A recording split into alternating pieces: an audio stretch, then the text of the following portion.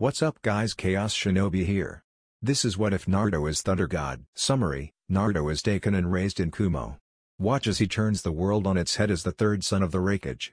Bow before the god of lightning, the Raijin. Chapter 10. Academy, day of the first phase of the Chunin exams. The Kumo teams appear by sunshine in front of Konoha Academy and walk through the entrance to see a battle between Sasuke and a boy in horrid-looking green jumpsuit and orange leg warmers. It was obvious that the boy in green was at least Jonin level in taijutsu and Sasuke was getting pummeled. However, a ninja tortoise stopped the match when it appeared Sasuke would receive any real damage. Team 13, 12 and 14 then walked past a group of Jonin being blocked entry to a room that has a genjutsu so that it appeared to be room 301 by two Chunin under henge.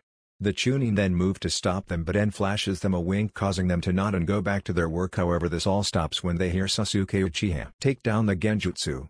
Sasuke yells causing the Kumo team and the Chunin to facepalm. This idiot. En says before turning to Kuro who nods and flashes three hand signs. Genjutsu Kyoku Sashitsu, Genjutsu memory loss, Kuro says as she puts the genjutsu over the weak Jonin causing them to stop before returning in their attempts to get into the fake room. You idiot. The less people in the room, the less people to compete with. En scolds but Sasuke performs his signature arrogant smirk. I'm an Uchiha, I can defeat them all. Sasuke says causing En to shake his head in disappointment before walking away to the real room 301. Usagi-chan, you would be disappointed, he thinks to himself before not looking back. His team walks into the room to see teams from all over the continent as they all blast ki at the group. The three teams look at each other before blasting back with 3 times the amount of ki causing most of the weak-willed ones to pass out and others to pray that they would not have to fight those teams. They find 3 rows next to Gar's team and they slide in just in time to see the rookie 9 walk in and begin making a lot of noise. Well, a few of them while a few were taking in everything and everyone. Sai, Shino and Shikamaru despite not showing it were taking in everyone and figuring out the danger levels of everyone. That is when a silver-haired Jonin with Jonin level reserves walked up to them and began talking to them causing the Kumo team to put chakra into their ears to hear what he was saying. I don't like him. He smells like snakes. En thinks to himself as he listens. My name is Kabuto Yakashi and I have taken this exam 7 times, Kabuto says causing the rookie 9 to have shocked looks except for Shikamaru like En, is squinting his eyes at Kabuto. Wow, you must suck, Kiba says causing En to want to facepalm. That idiot. Someone doesn't just fail a test 7 times, En thinks to himself. I have data on all of the Jonin here so let me know who you want information on, Kabuto says causing Sasuke to think for a moment before nodding. Tell me about Rock Lee, Sabaku no Gaara and Enyatsuki Namikaze, Sasuke asks hoping to get an advantage. You know their names, that's no fun.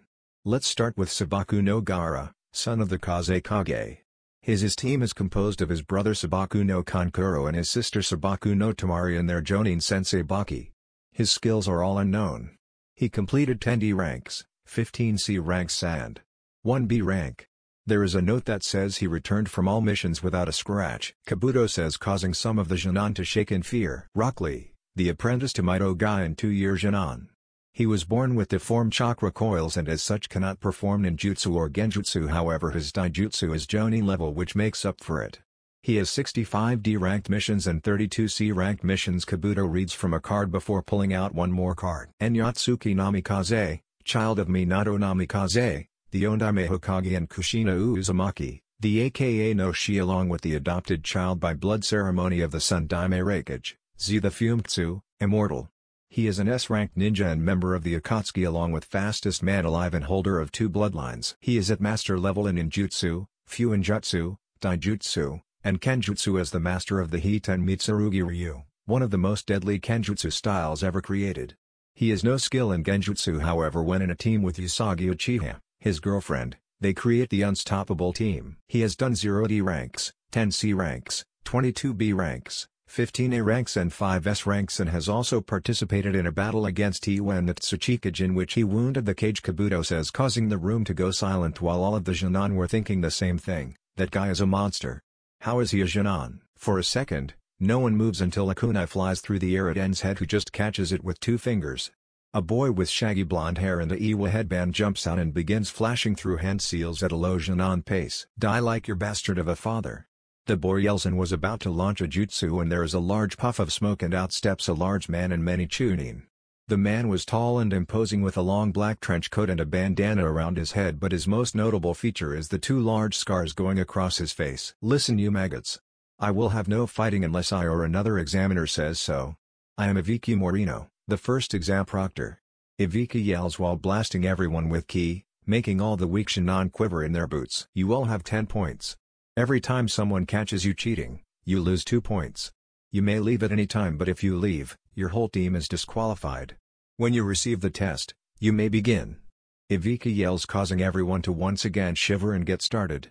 When N gets the test, he is perplexed as these questions are either Jonin level or require battlefield experience. And then begins to think, why would they give you 5 chances to cheat, unless they want you to cheat? I could answer these, but let's play it their way. He closes his eyes and focuses on one of Disguised Chunin.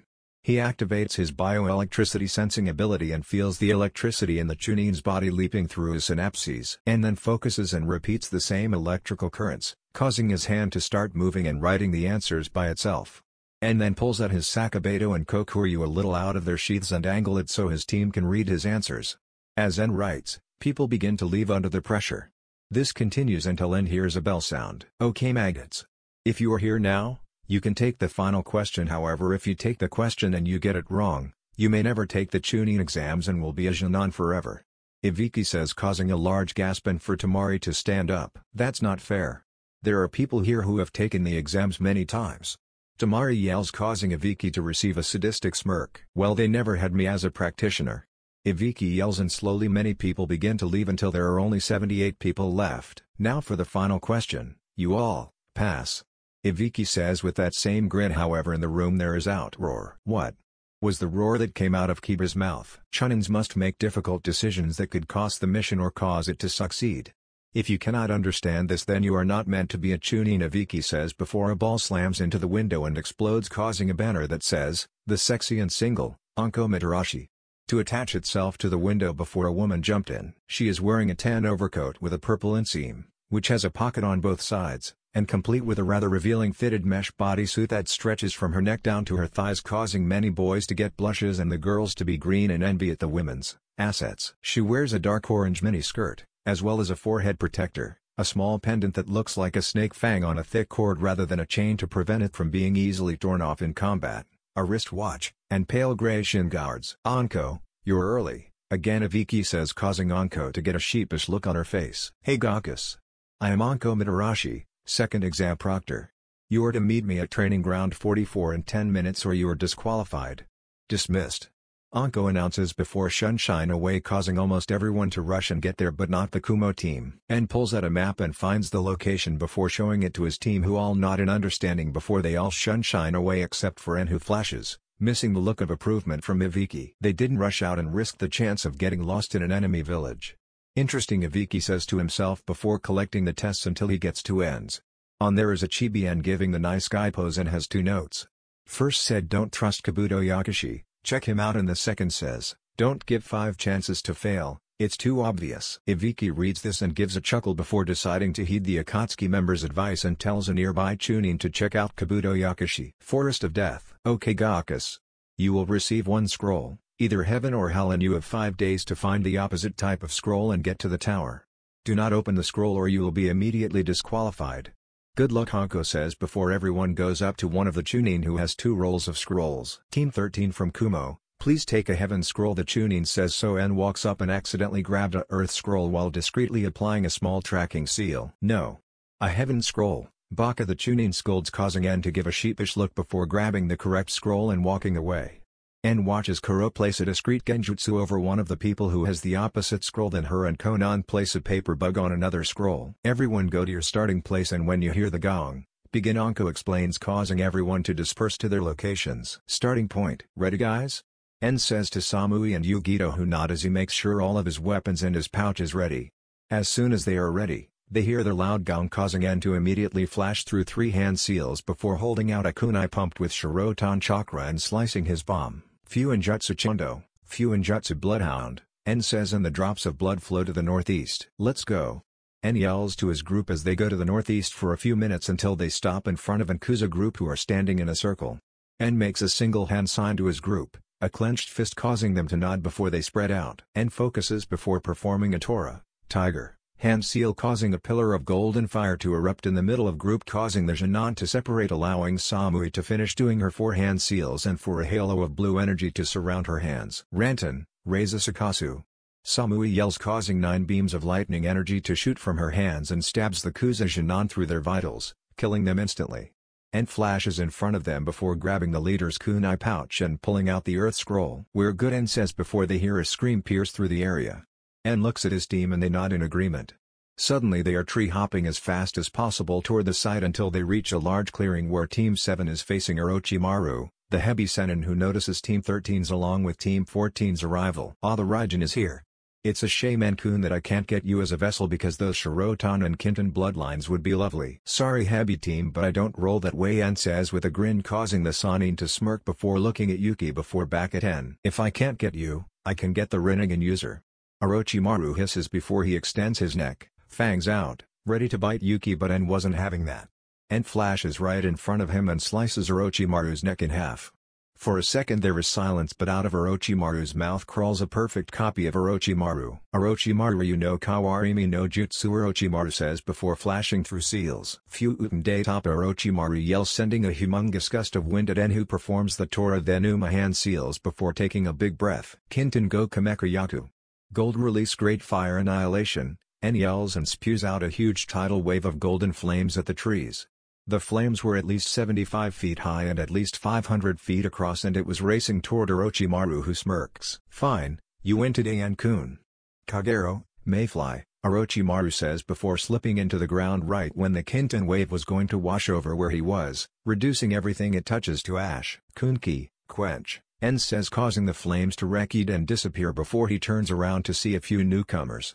Standing there holding Sakura by her hair was a team from Oto who appeared to be threatening Sasuke, who then spikes and black flame designs cover his body, but not before he is blown back by a gust of wind sent by a boy with pineapple hair. "You seem to value your arms a lot, En here," Sasuke says as he walks back to the clearing before Sasuke leaps forward and breaks the boy's arm, causing a large scream to erupt from the boy. En flush next to Sasuke before he could attack everyone else and slaps on a paralyzing seal on him, causing him to fall to the floor. En turns toward the Oto team and flares his chakra, causing the ground around him to crack. "Leave," En commands, causing the Oto team to leave as quickly as they could. En turns back to Sasuke to see him slowly getting up and facing En with a sadistic smirk. "You will be a good match for my new power, then you will tell me where she is," Sasuke says before lunging at who just sidesteps and slams a fist into Sasuke's stomach, knocking him out and causing the flame markings to recede. "I would hurry up and tell the Scarecrow about the cursed seal," En says to Sasuke's team, who wipe their tears and nod. "Let's go guys," En says, causing his team and the rest of the Kumo team to begin tree hopping to the tower, which they reach in minutes. They enter the tower to see no one else there yet, causing En to grin before they get to the one of the 3 large podiums, causing one team to go to each. The wall has some sort of message about heaven and earth, causing En to think for a second. "Unroll the scrolls, then cross them," En instructs as Yugito places the scrolls in a X formation, causing a large puff of smoke to envelope the area. The Genon tense but relax when they see the smoke disappear, leaving Daru and Kimimaro standing there. "Yo! I told you, Kimimaro, that they would band together," Daru says, causing Kimimaro give a very Uchiha-like H-N before facing the ground. "Congratulations. You passed the second exam, and since you guys are the first to pass, you get to wait 5 days. Kimimaro says with a sadistic grin as he knew how much they hated waiting. "Don't worry, you can stay in the hotel and practice at the Kumo training grounds," Daru says before Kimimaro and Daru disappear in a sunshine, their students following until they reach the hotel. "I'm gonna go check something out at the training ground," En says before flashing away. Kumo training ground. En is sitting crisscrossed on the ground with a large scroll in front of him. The scroll had no markings except for a big seal and a few columns. "Let's see what this does," En thinks to himself before pushing chakra into the seal, causing a large puff of smoke, and En is simply not there anymore. "Who are you, human?" En hears, causing him to turn around to see a Siberian tiger the size of the academy. En. Think Game Abunda's size.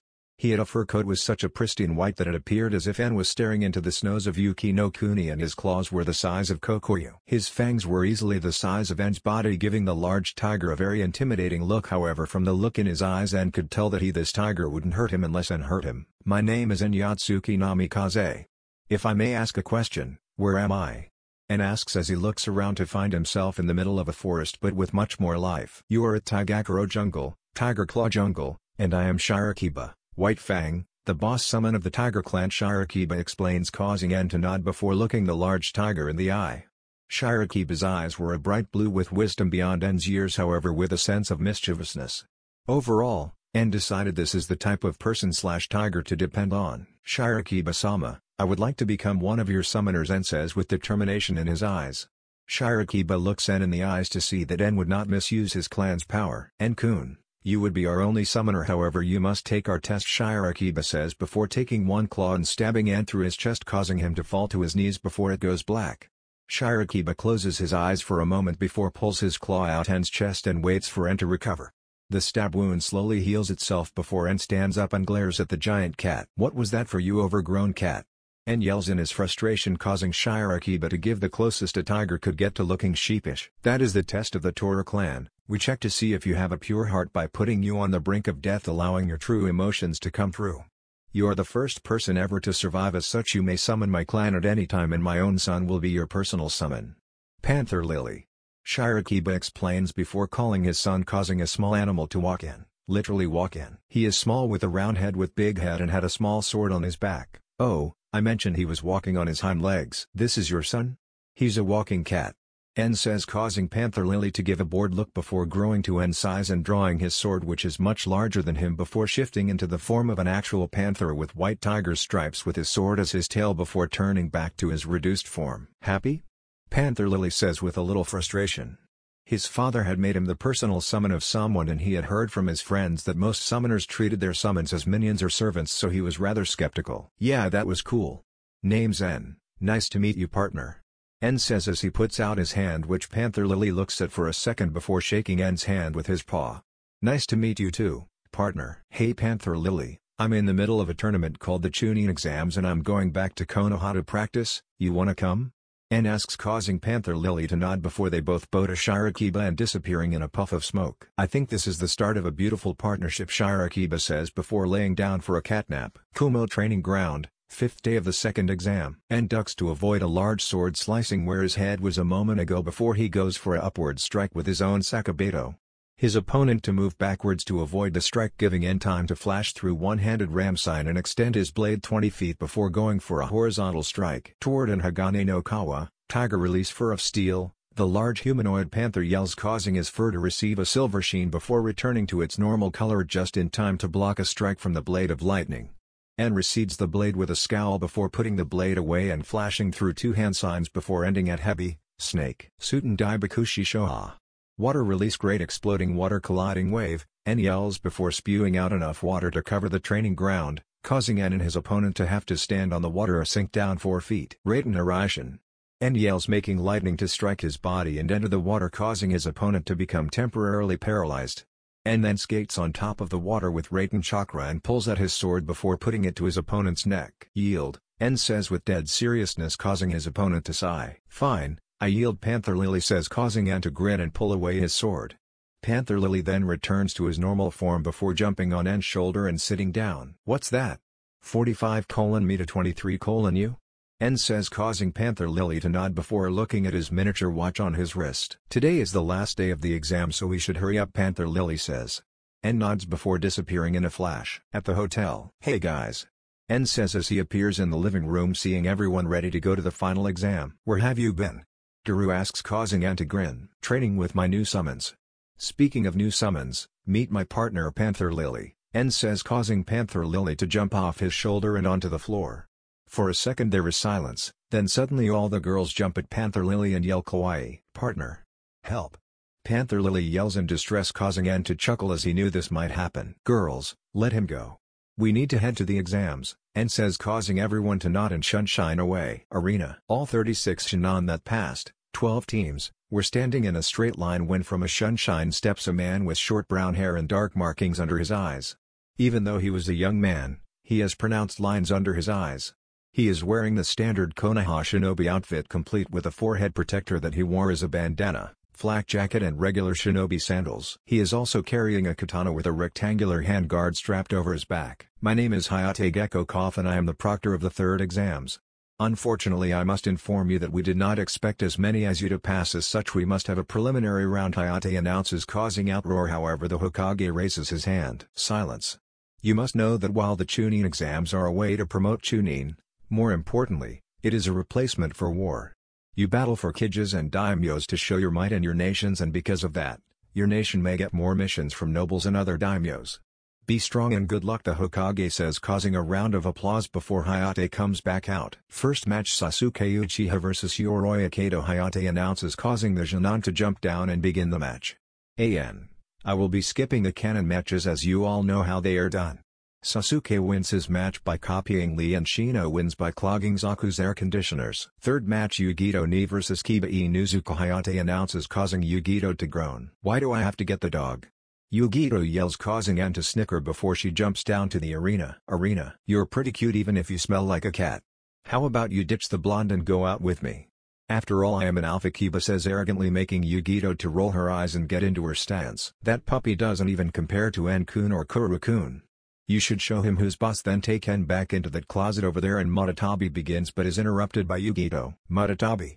Yugito yells before turning to Hayate. Third match, Yugito Ni vs Kiba Inuzuka. Hajime. Hayate says before jumping back to avoid the battle. Yugito does one hand seal before holding her hands out like claws. Neko zoom.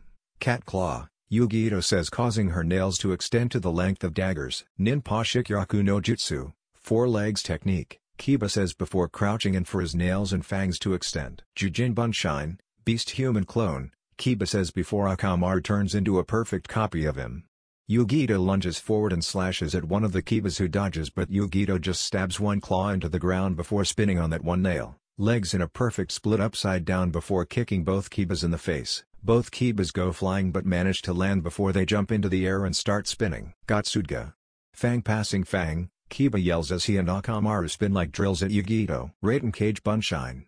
Yugito yells as a clone of her appears next to her before they both preform a Tora, Tiger, hand seal and running at Kiba and Akamaru, hands engulfed in blue flames. Gokuden Nukite.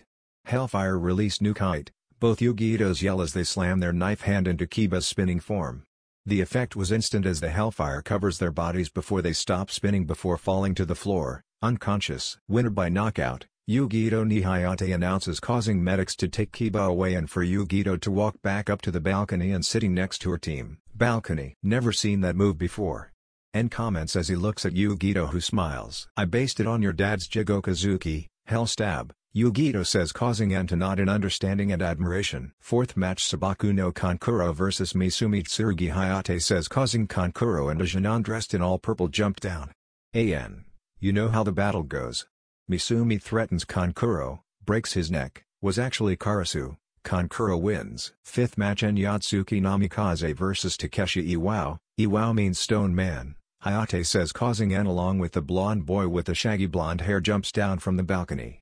He is wearing the signature red and brown shinobi outfit of Iwao along with a katana across his back. I will enjoy killing you and I will be hailed as a hero for ending the line of that bastard Flash, Takeshi says, causing En to look at him lazily. What, did you say something? En says with a lazy look. There is silence before Kakashi stands up and begins to clap, causing Kurenai to punch him in the head. Hajime. Hayate announces before jumping backwards into the balcony. Takeshi flashed through hand seals at a speed so slow, En yuaned. Dotendori Taiga, Earth release Earth flow river, Takeshi says, causing the spot under En to become mud, but En just stands there on a platform of lightning.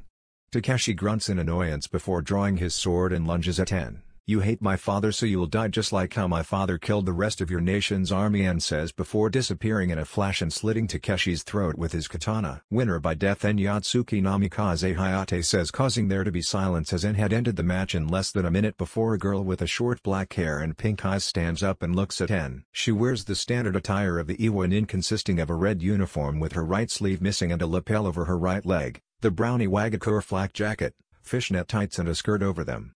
She also wears regular shinobi sandals and a pair of gloves. I'll kill you. The girl yells and throws a kunai at En, who disappears in a flash. Now, we all knew the risks and I'm sure you wouldn't care if I died, En says from behind her, causing her to jump and turn around, kunai in hand, but he is not there but talking to his friends.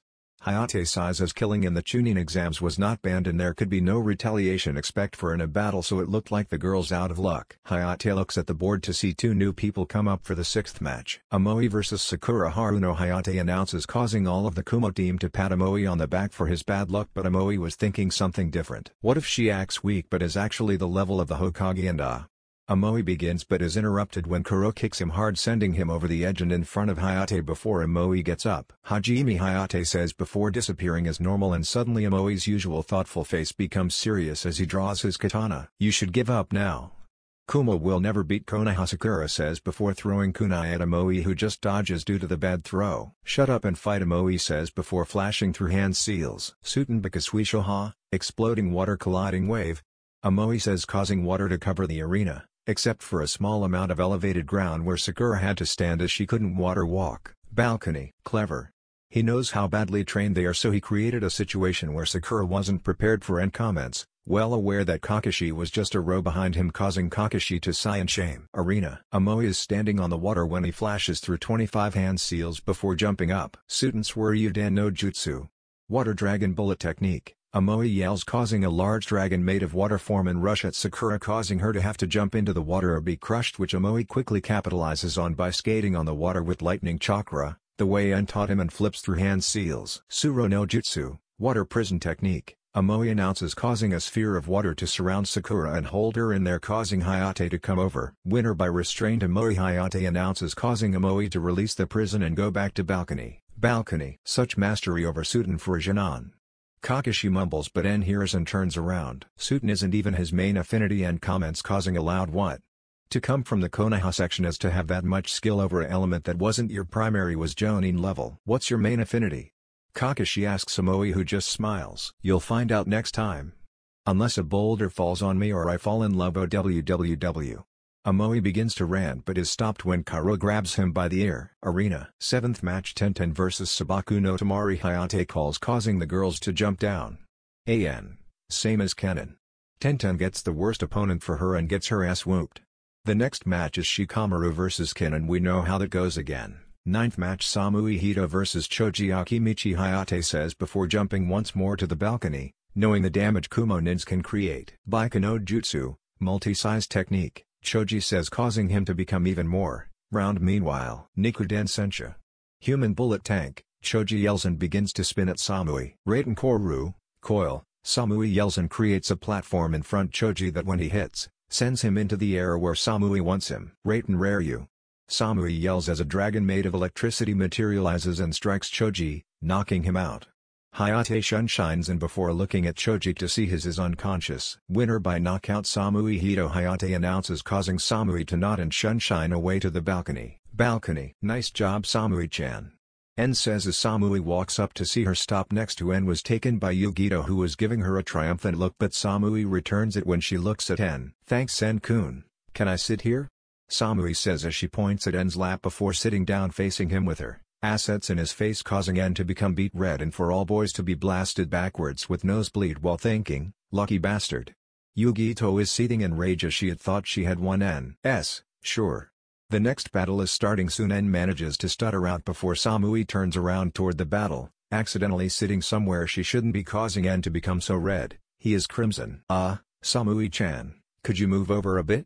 N asks innocently, causing Samui to give a not-so-innocent smirk. Oh, like this, Samui says before she moves her ass around it before settling back to where she was before. Your girlfriend is evil, you know that?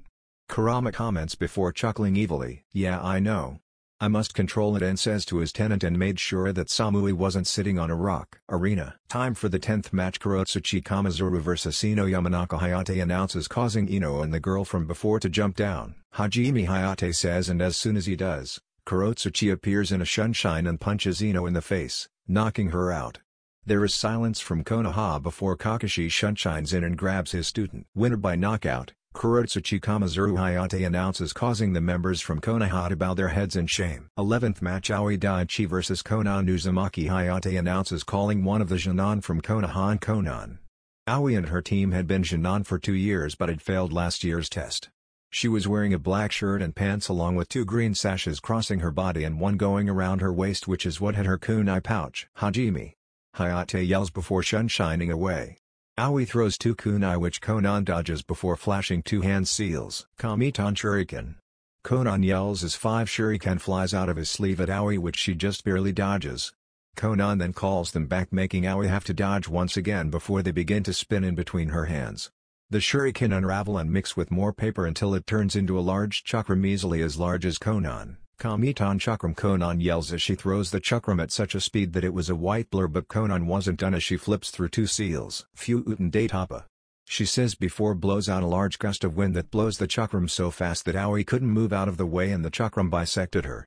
Hayate shines there and feels for a pulse to find none. Winner by death. Konan Uzumaki. Hayate says, provoking Konan to nod and disappear in a kami shunshine, paper shunshine. There is silence from Konoha as one of their own had been killed quickly with almost no resistance. Time for the 12th match. Hinata Hyuga vs Jun Kazuhiro. Hayate says, causing Hinata Hyuga, who was dressed rather scandalously, and a boy with a Kiri Hayate to jump down. He was wearing a blue jumpsuit with camouflage leg warmers, thinkly but with blue jumpsuit and camouflage leg warmers. Also Hinata is in her Road to Ninja outfit. Hajime. Hayate yells and Hinata immediately activate her Byakugan and gets into her Juoken stance. Forfeit. You cannot stand up against the Hyuga. Hinata says, however Jun ignores her and flips through hand seals. I really like Hearty and Hinata, so in this story she will flirtatious and arrogant as Naruto/N wasn't here to keep her grounded and eventually gave into the Hyuga arrogance. Fine. Face the power of the Hyuga. She yells as she slides forward and strikes Jun twice in each leg, making his knees buckle but giving him enough time to finish his hand seals. Sutengas Hoko's aim. Water release 5 feeding sharks. He yells and spits out 5 sharks made of water at Hinata, who just smirks arrogantly. Haki Kushu. 8 trigrams vacuum palm, she says before doing 5 palm strikes, and the sharks explode as if hit by an explosive tag.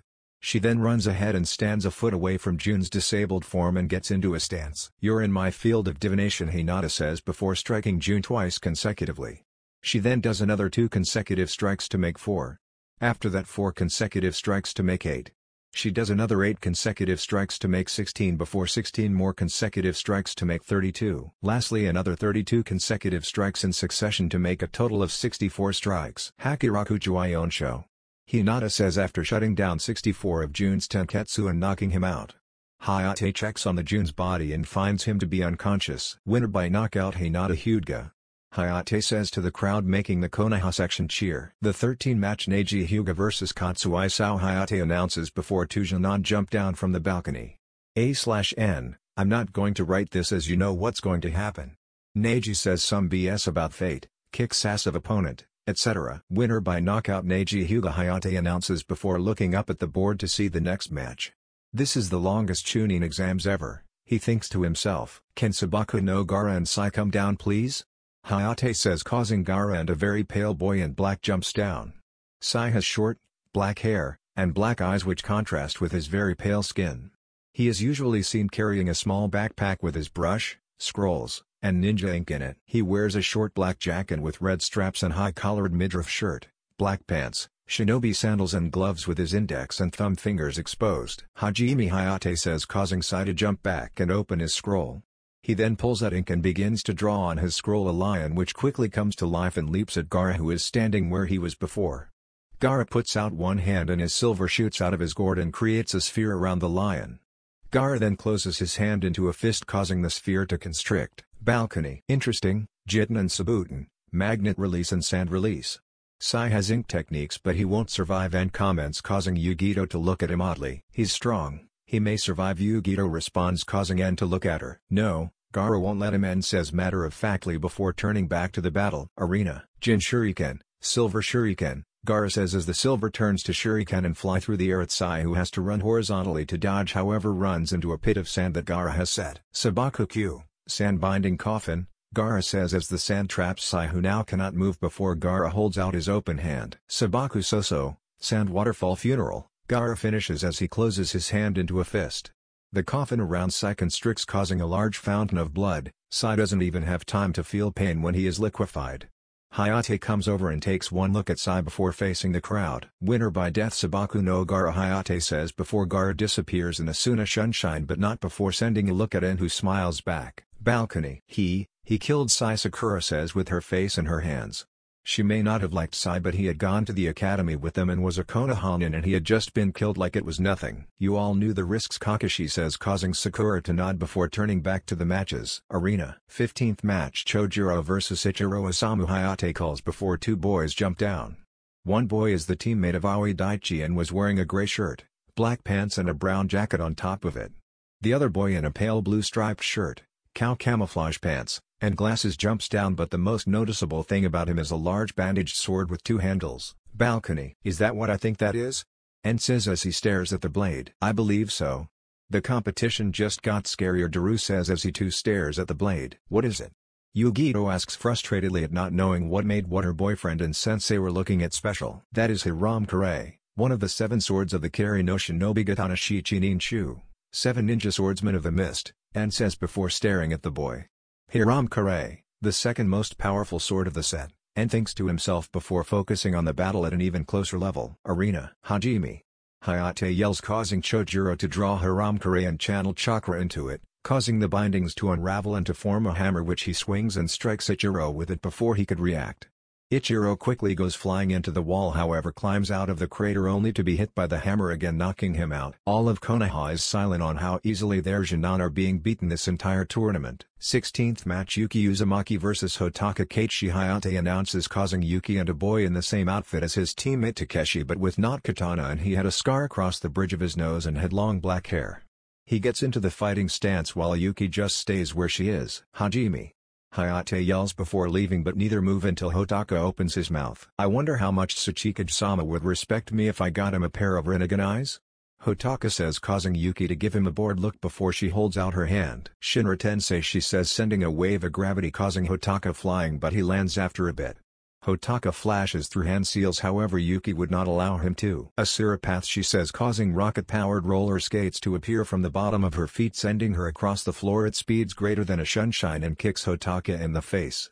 Hotaka then flies across the arena before striking the wall with enough force to create a crater before Yuki appears in front of him and places her hand on head. She closes her eyes as she reads his soul before scowling. You stole from, raped and killed innocent people in your missions, and for that, I pass judgment.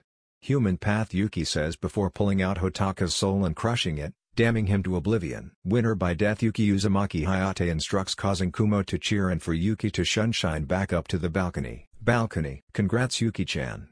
N says as Yuki sits in her seat and engages her team members in conversation, however Sakura is red. How can you kill so easily?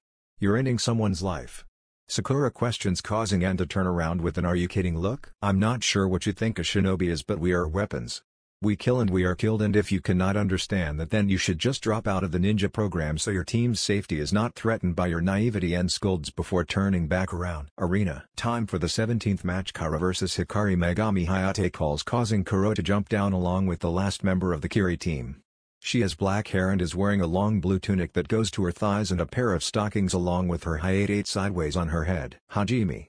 Hayate yells, causing Kuro and Hikari to both jump back. They both flash through hand seals. Sutenkoku no Jutsu, water release black rain technique. Hikari announces the technique as a black mist rains down on the arena, and Hikari pulls out a kunai with an explosive tag, aiming to set the flammable oil around Kuro. Mateki Muganansa, demonic flute phantom sound chains, Kuro says before blowing a loud consistent whistle.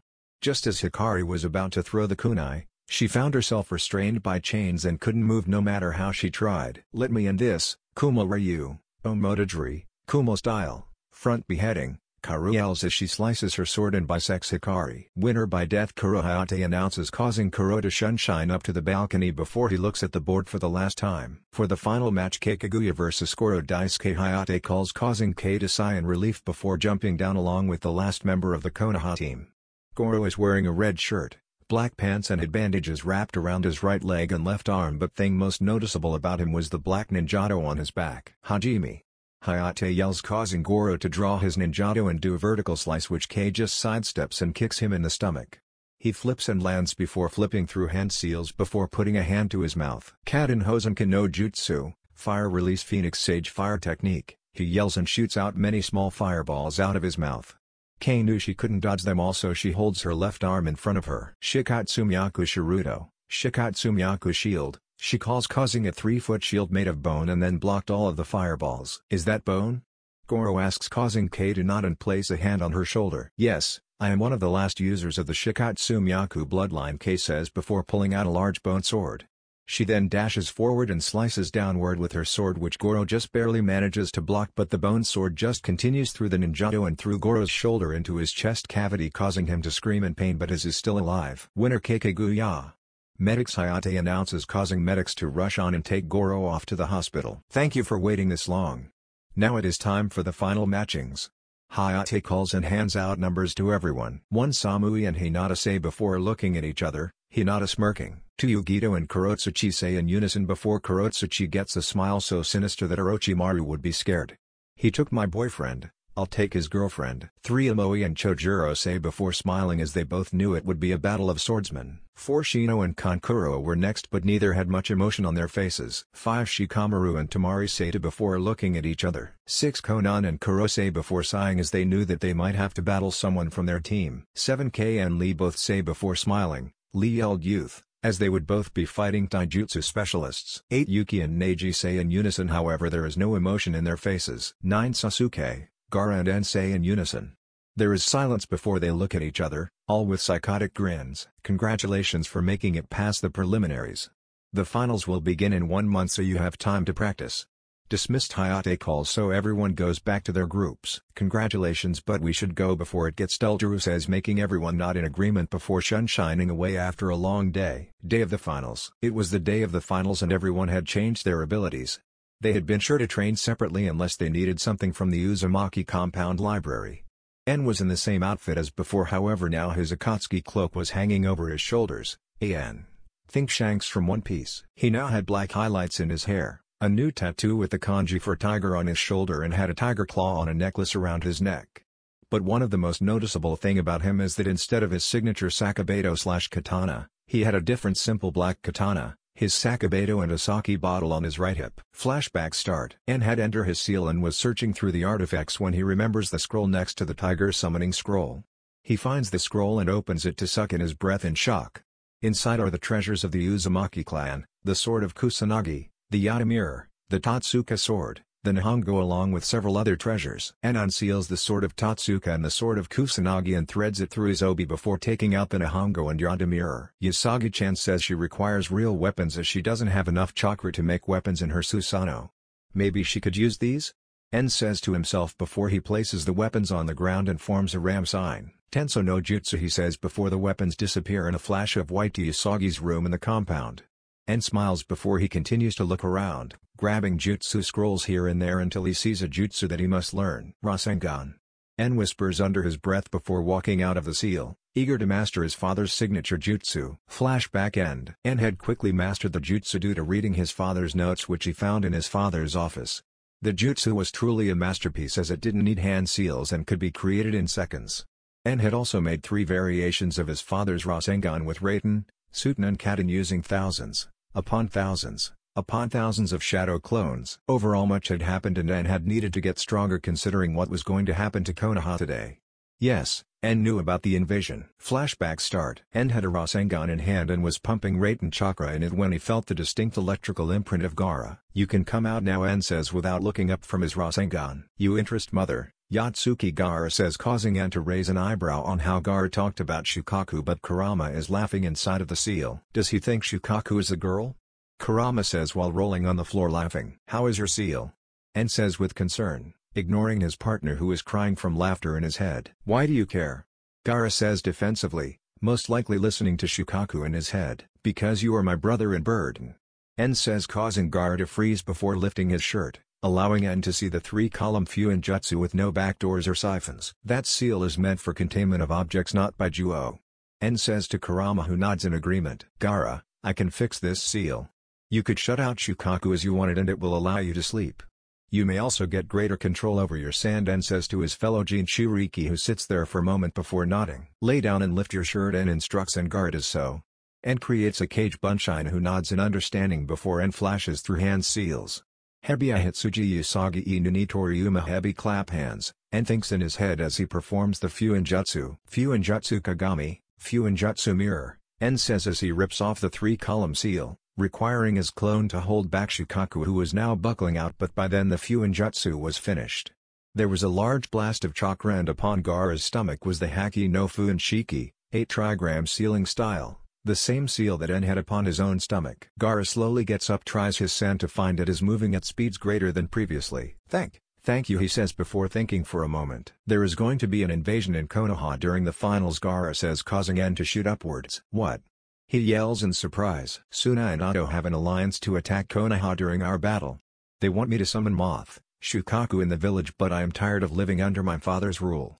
Gaara says, causing Ann to memorize the information and think for a moment. You can join Kumo if you want.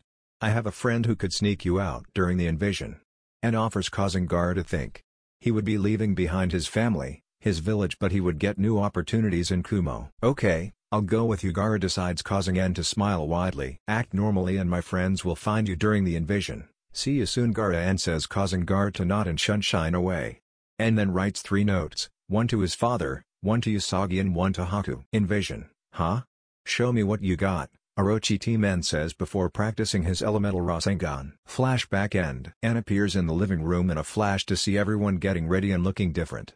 Karu Ann had heard was being trained by Kumo's genjutsu specialist. Cian now had the flute Ann had gave her that was made of chakra metal.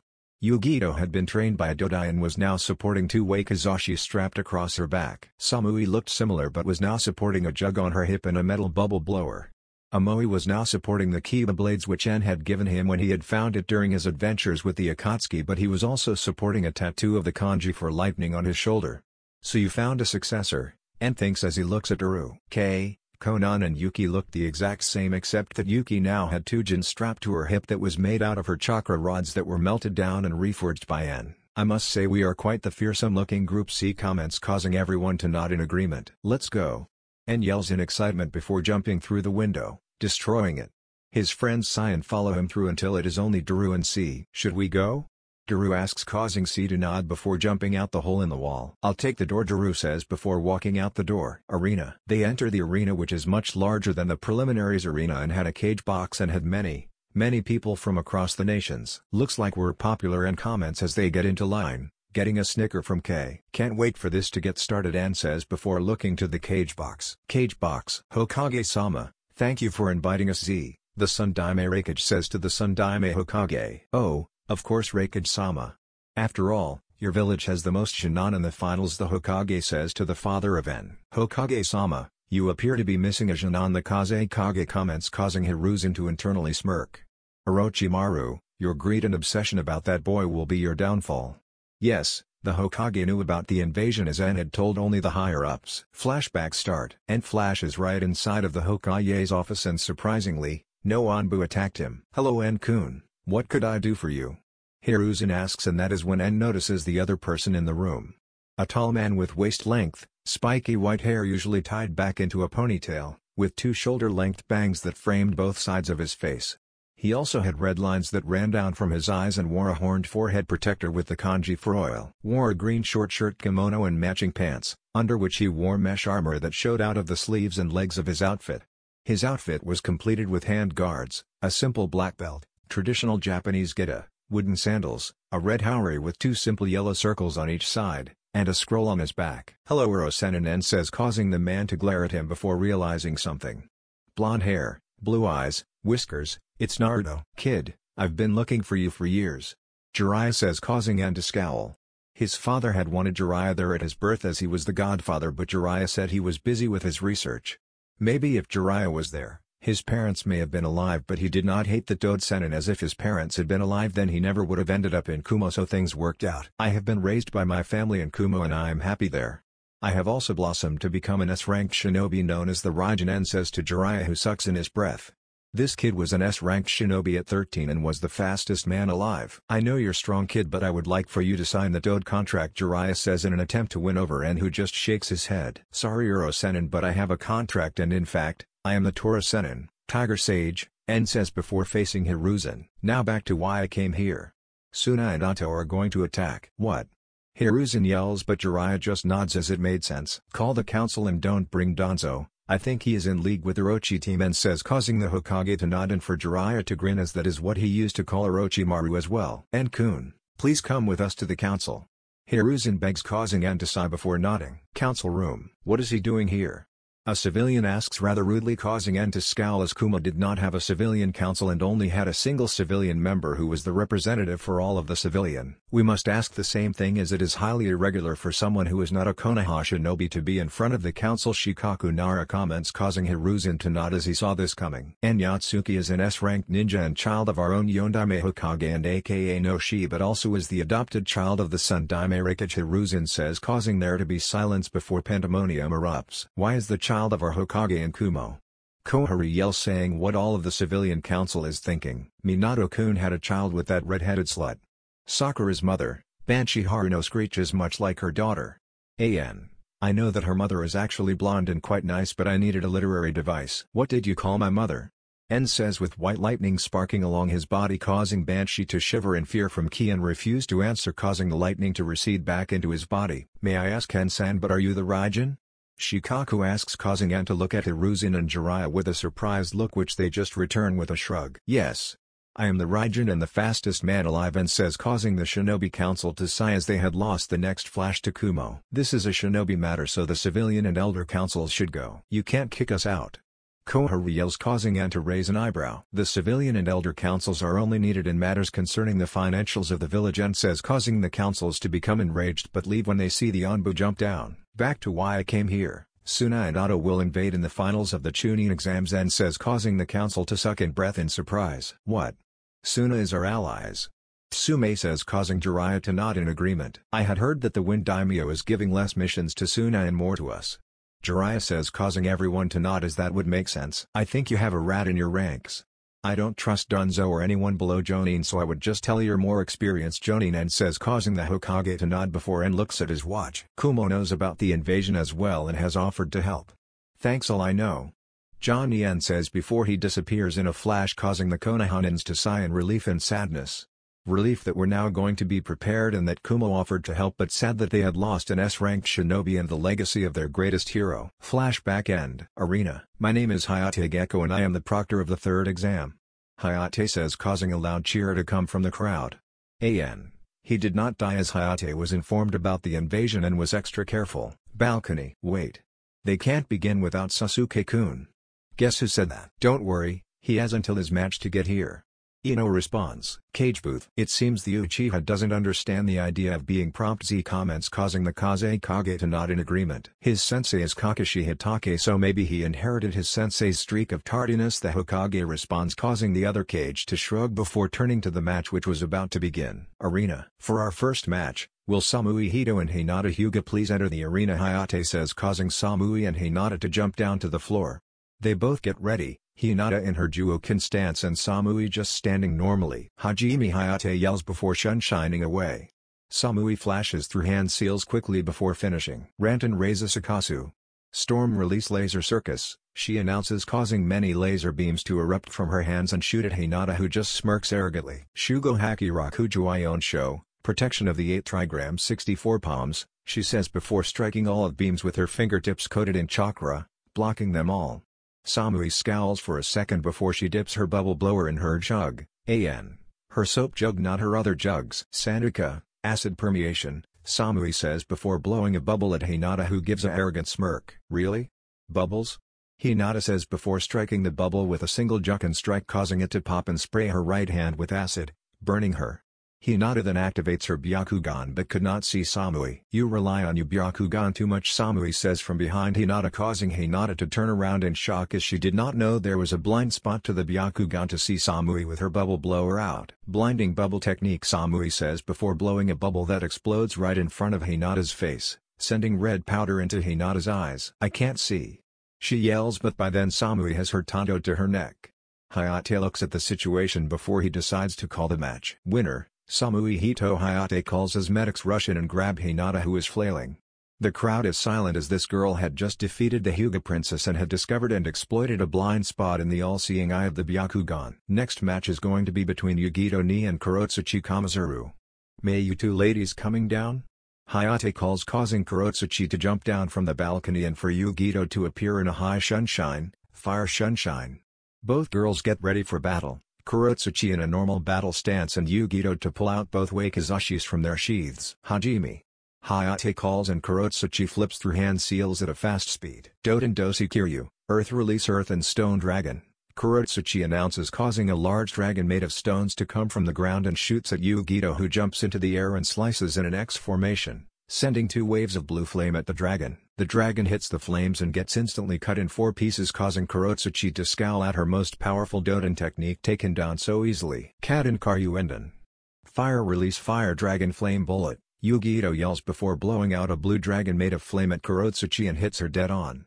Hayate was about to call in, but the flames recede to see Kurotsuchi covered in stones. She runs at Yugito, who shakes her head on how ungraceful and slow she was and just appears behind Kurotsuchi, one wakizashi at her neck and the other at her heart, causing Kurotsuchi to stop in her tracks. I would yield, as these wakizashis are charged with Raiten chakra and Raiten beats Doten, so I can rip through this armor like paper, Yugito explains in a cold tone, causing Kurotsuchi to nod. I yield, Kurotsuchi says, causing Yugito to nod and pull away her swords. Winner by surrender, Yugito ni Hayate calls before both girls go up to the bleachers. The next match is between Amoe of Kumo and Chojuro of Kiri. Hayate calls next, causing both Kenjutsu practitioners to jump downwards. They both get ready before they look at Hayate, who nods. Hajime. He yells, causing both swordsmen to jump back and flip through identical hand seals. Suten Bakasuishoha, water release Exploding Water Colliding Wave. They yell in unison before flooding the arena in water, causing them to both stand on the water. Chojuro then pulls out Hiram Kare and place it in front of him. Hiram Kare Kaiho. Hiram Kare unleashing, Chojuro announces, causing the bandages to unravel and turn to a hammer, which he slams onto the water, sending a large wave at Amoe. Hear you. Flying Dragon. Amoe yells and creates a 20-foot blade made of lightning before slicing downwards and splitting the wave in half. Flashback start. N. I need your help. Amoe yells as he enters N section of the training ground to see trees on fire and N in the center of it. Yo! What a need? N asks as he causes the flames to disappear. My opponent has the range advantage on me, and what if he keeps me there and he gets me? And Amoe explains before N claps a hand on his shoulder to stop his rant. Okay, I got something for you, N says before dragging Amoe back towards another training ground that is not on fire. Flashback end. Raiten Sanda Boruto, lightning release Lightning Bolt. Amoe says as he holds out his palms and generate lightning in each hand before plunging them into the water, sending a bolt of electricity that shocks Chojuro for long enough for Amoe to flash a ram sign. Raiten Kuropenza. Amoe yells before a Black Panther appears around Amoe and leaps at Chojuro, knocking him unconscious from the volts of electricity. There is silence before Hayate walks up and checks Chojuro before facing the crowd. Winner by knockout, Amoe. Hayate calls, causing the medics to grab Chojuro and take him to the hospital. Cage booth. Rikage-sama, you now have 3 users of Kuroi Kaminari, Black Lightning, and a user of Shirotan, White Release. You also have 3 Jinchuriki and the 3 fastest men alive. It seems like your village has become much stronger. Orochimaru, dressed as the Kazekage, comments. Yes, our village has been blossoming very much recently, unlike yours. I've been sorry to hear, says to the Kazekage innocently, who frowns at the jab. Yes, but we have much young talent that I am sure will bring our village back and will win this tournament, Orochimaru says, causing the Hokage to raise an eyebrow. Despite the fact that out of all the villages here beside Kiri and Iwa, you have the least Shinnon in the finals, the Hokage says, and gets no response, making him inwardly grin as he had pushed some of Orochimaru's buttons. Arena. Will Shino Aburame and Sabaku no Kankuro? Hayate calls, making Shino jump down how Kankuro stays in his seat. Proctor-san, I would like to forfeit, Kankuro says, as to get his brother's match to start sooner. Due to Sabaku no Kankuro's forfeit, Shino Aburame will pass on to the second round, Hayate says before a large boo erupts from the crowd. On to the next match between Shikamaru Nara and Sabaku no Tamari. Will the 2 participants please come down? Hayate asks, causing the blonde and pineapple-haired ninjas to jump down.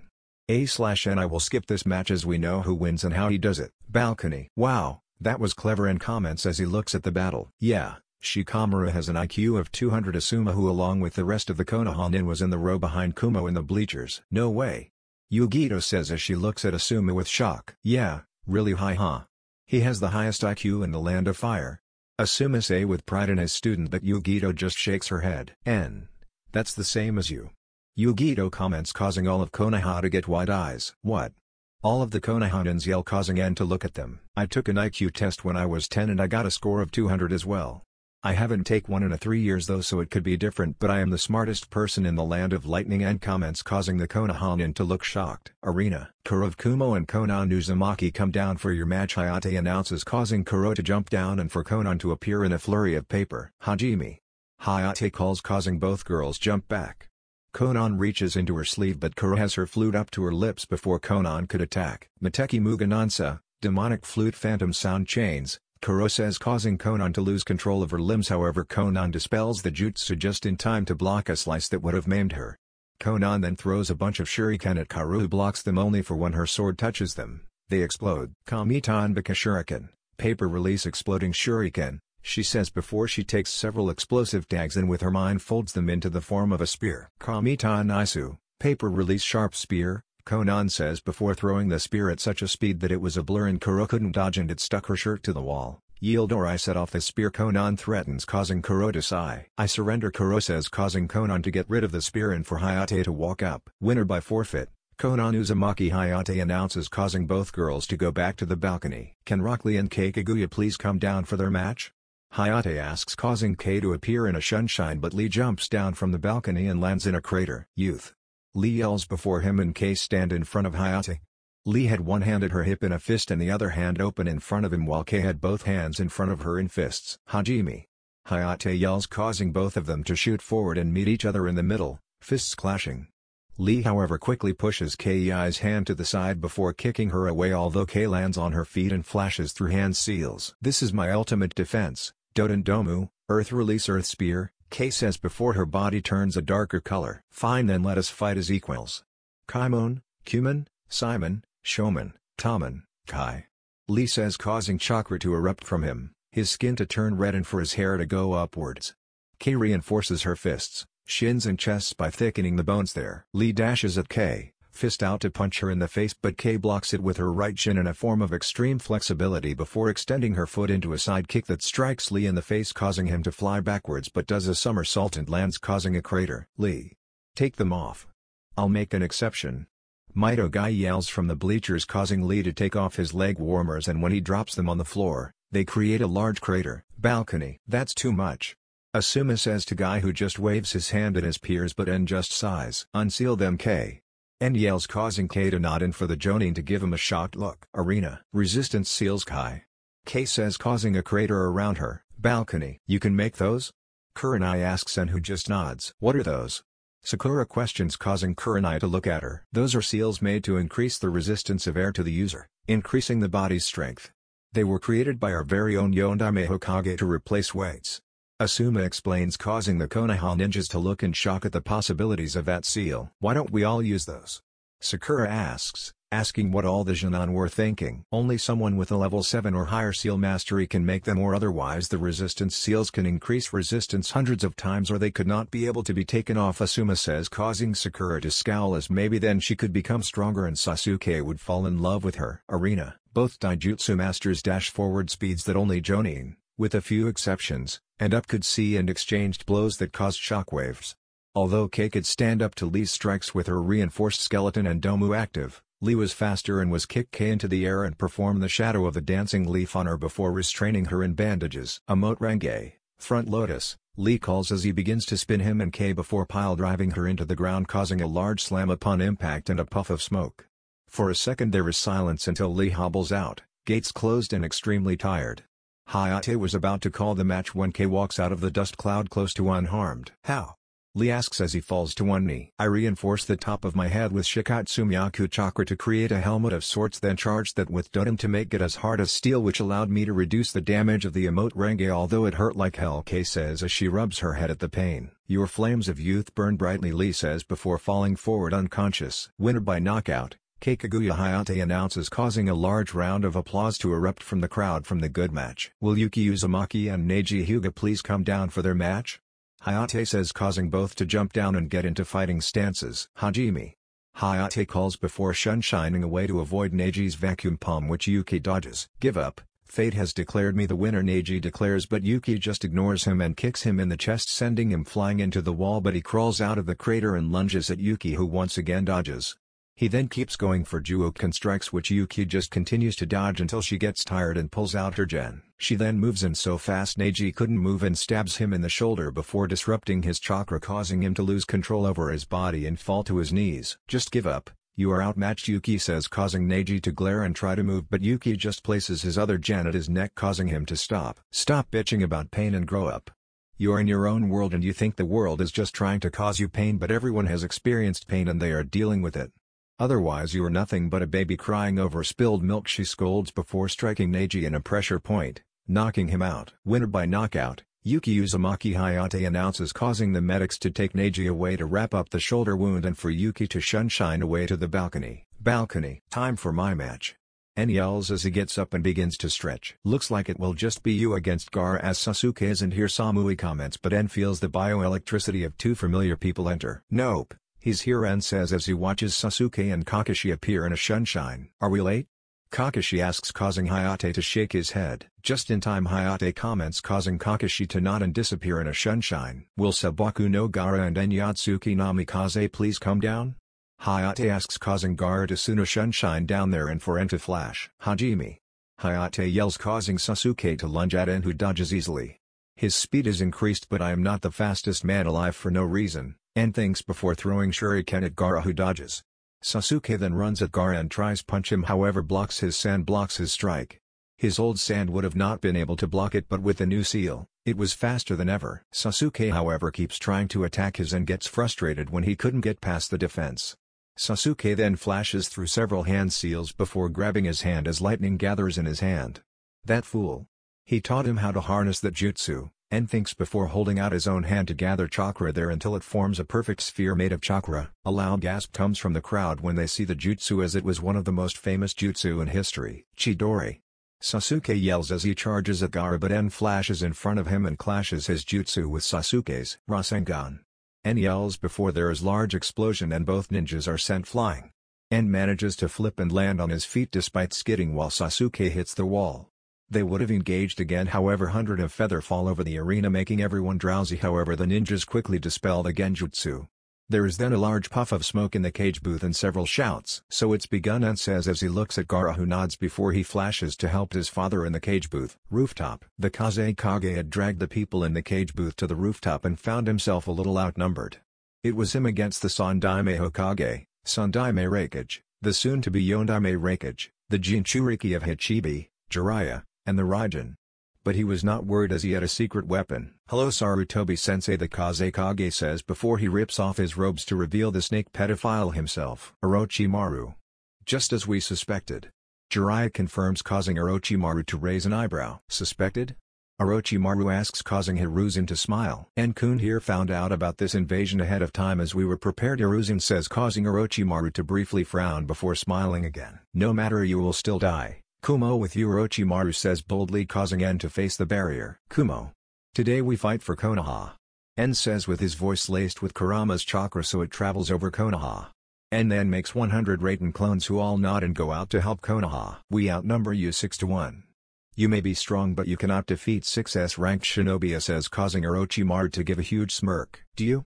Kushio Seto Tensei, summoning in pure world reincarnation, Orochimaru says before slamming his palm into the floor and summoning 5 coffins. One has the kanji for 1, the other has the kanji for 2, another one says 4. The last 2 has seal on 1 and the last coffin says red. "You bastard!" En says before the coffins open. Inside of the coffins is Hashirama Senju, Tobirama Senju, Minato Namikaze, Mito Uzumaki, and Kushina Uzumaki. They look just the way they did when they died, however just in a state of minor decay. "Where are we?" The Nidaime Shinobi no Kami asks, causing his brother to look around. "It appears my jutsu has been used on us," Tobirama comments, causing Hashirama to look around and see his wife, causing him to smile. "Mito-chan, you are as beautiful as ever," Hashirama flirts, causing his wife to smile and for Tobirama to roll his eyes, which Hashirama catches. "You're such a prude, Tobi. Maybe you should have set him up," Mito-chan, Hashirama says before looking at Mito, who just sighs. "Hashi-kun, we are dead," Mito says with a sweat drop, causing her husband to smile sheepishly. "Oh right," he says, causing everyone to sweat drop. "Tosan." Kushina yells when she sees Hashirama before she realizes what she says and shuts her mouth. "An. I took out a generation, so Tsunade is actually the daughter of Hashirama and En is his grandson." "What did you say?" Orochimaru asks, but Kushina refuses to answer. He then places a kunai into her that makes her listen to him. My birth name is Kushina Senju Uzumaki and I am the little sister of Tsunade Senju. I was born in Uzu and was sent to Konoha as a child. Kushina admits, causing everyone to look at her in shock while Kushina looks around before seeing her son all grown up. Naruto. Kushina yells, causing Minato to look at the boy in shock before he notices the Kumo headband. Hello Ka-san, although I go by N comments, causing Minato's confusion to greaten as only Kumo nin have a letter as a name. Why do you have a Kumo, Kushina? Minato questions before he realizes that his wife did something. Well, I kinda asked your rival A to adopt Naru, and here Kushina says with an extremely sheepish look, causing everyone to once again sweat drop. Enough. The reunion is over. Orochimaru says before he places kunais in their heads that causes them to lose control over their movements but didn't suppress their personalities. I can seal them guys, but I need you to restrain them, and says, causing everyone to look at him with confused looks. How? Jiraiya asks, causing N to draw his Totsuka with his right hand, causing the spectral blade to extend. I am the holder of the sword of Totsuka and the sword of Kusanagi, and comments, causing Orochimaru to shake his head in a smirk before drawing his own Kusanagi. I am the holder of the sword of Kusanagi, he says smugly, causing N to shake his head. That toothpick? Did the snakes give it to you? N asks, causing Orochimaru to hesitate before nodding. My summons, the Tiger Clan said that the snakes created a fake so that they seemed more powerful. N says before his family. We should split up. Hiruzen Gigi, take Orochi team. Pops, take Hashirama Gigi, as I think you are the only one besides me who can cut through his Makuten. Ne, take Tobirama Gigi. Bini, take Kasana, she is the Kenjutsu expert. Uro Senin, take on Mito Bakken, and I recommend Sage Mode.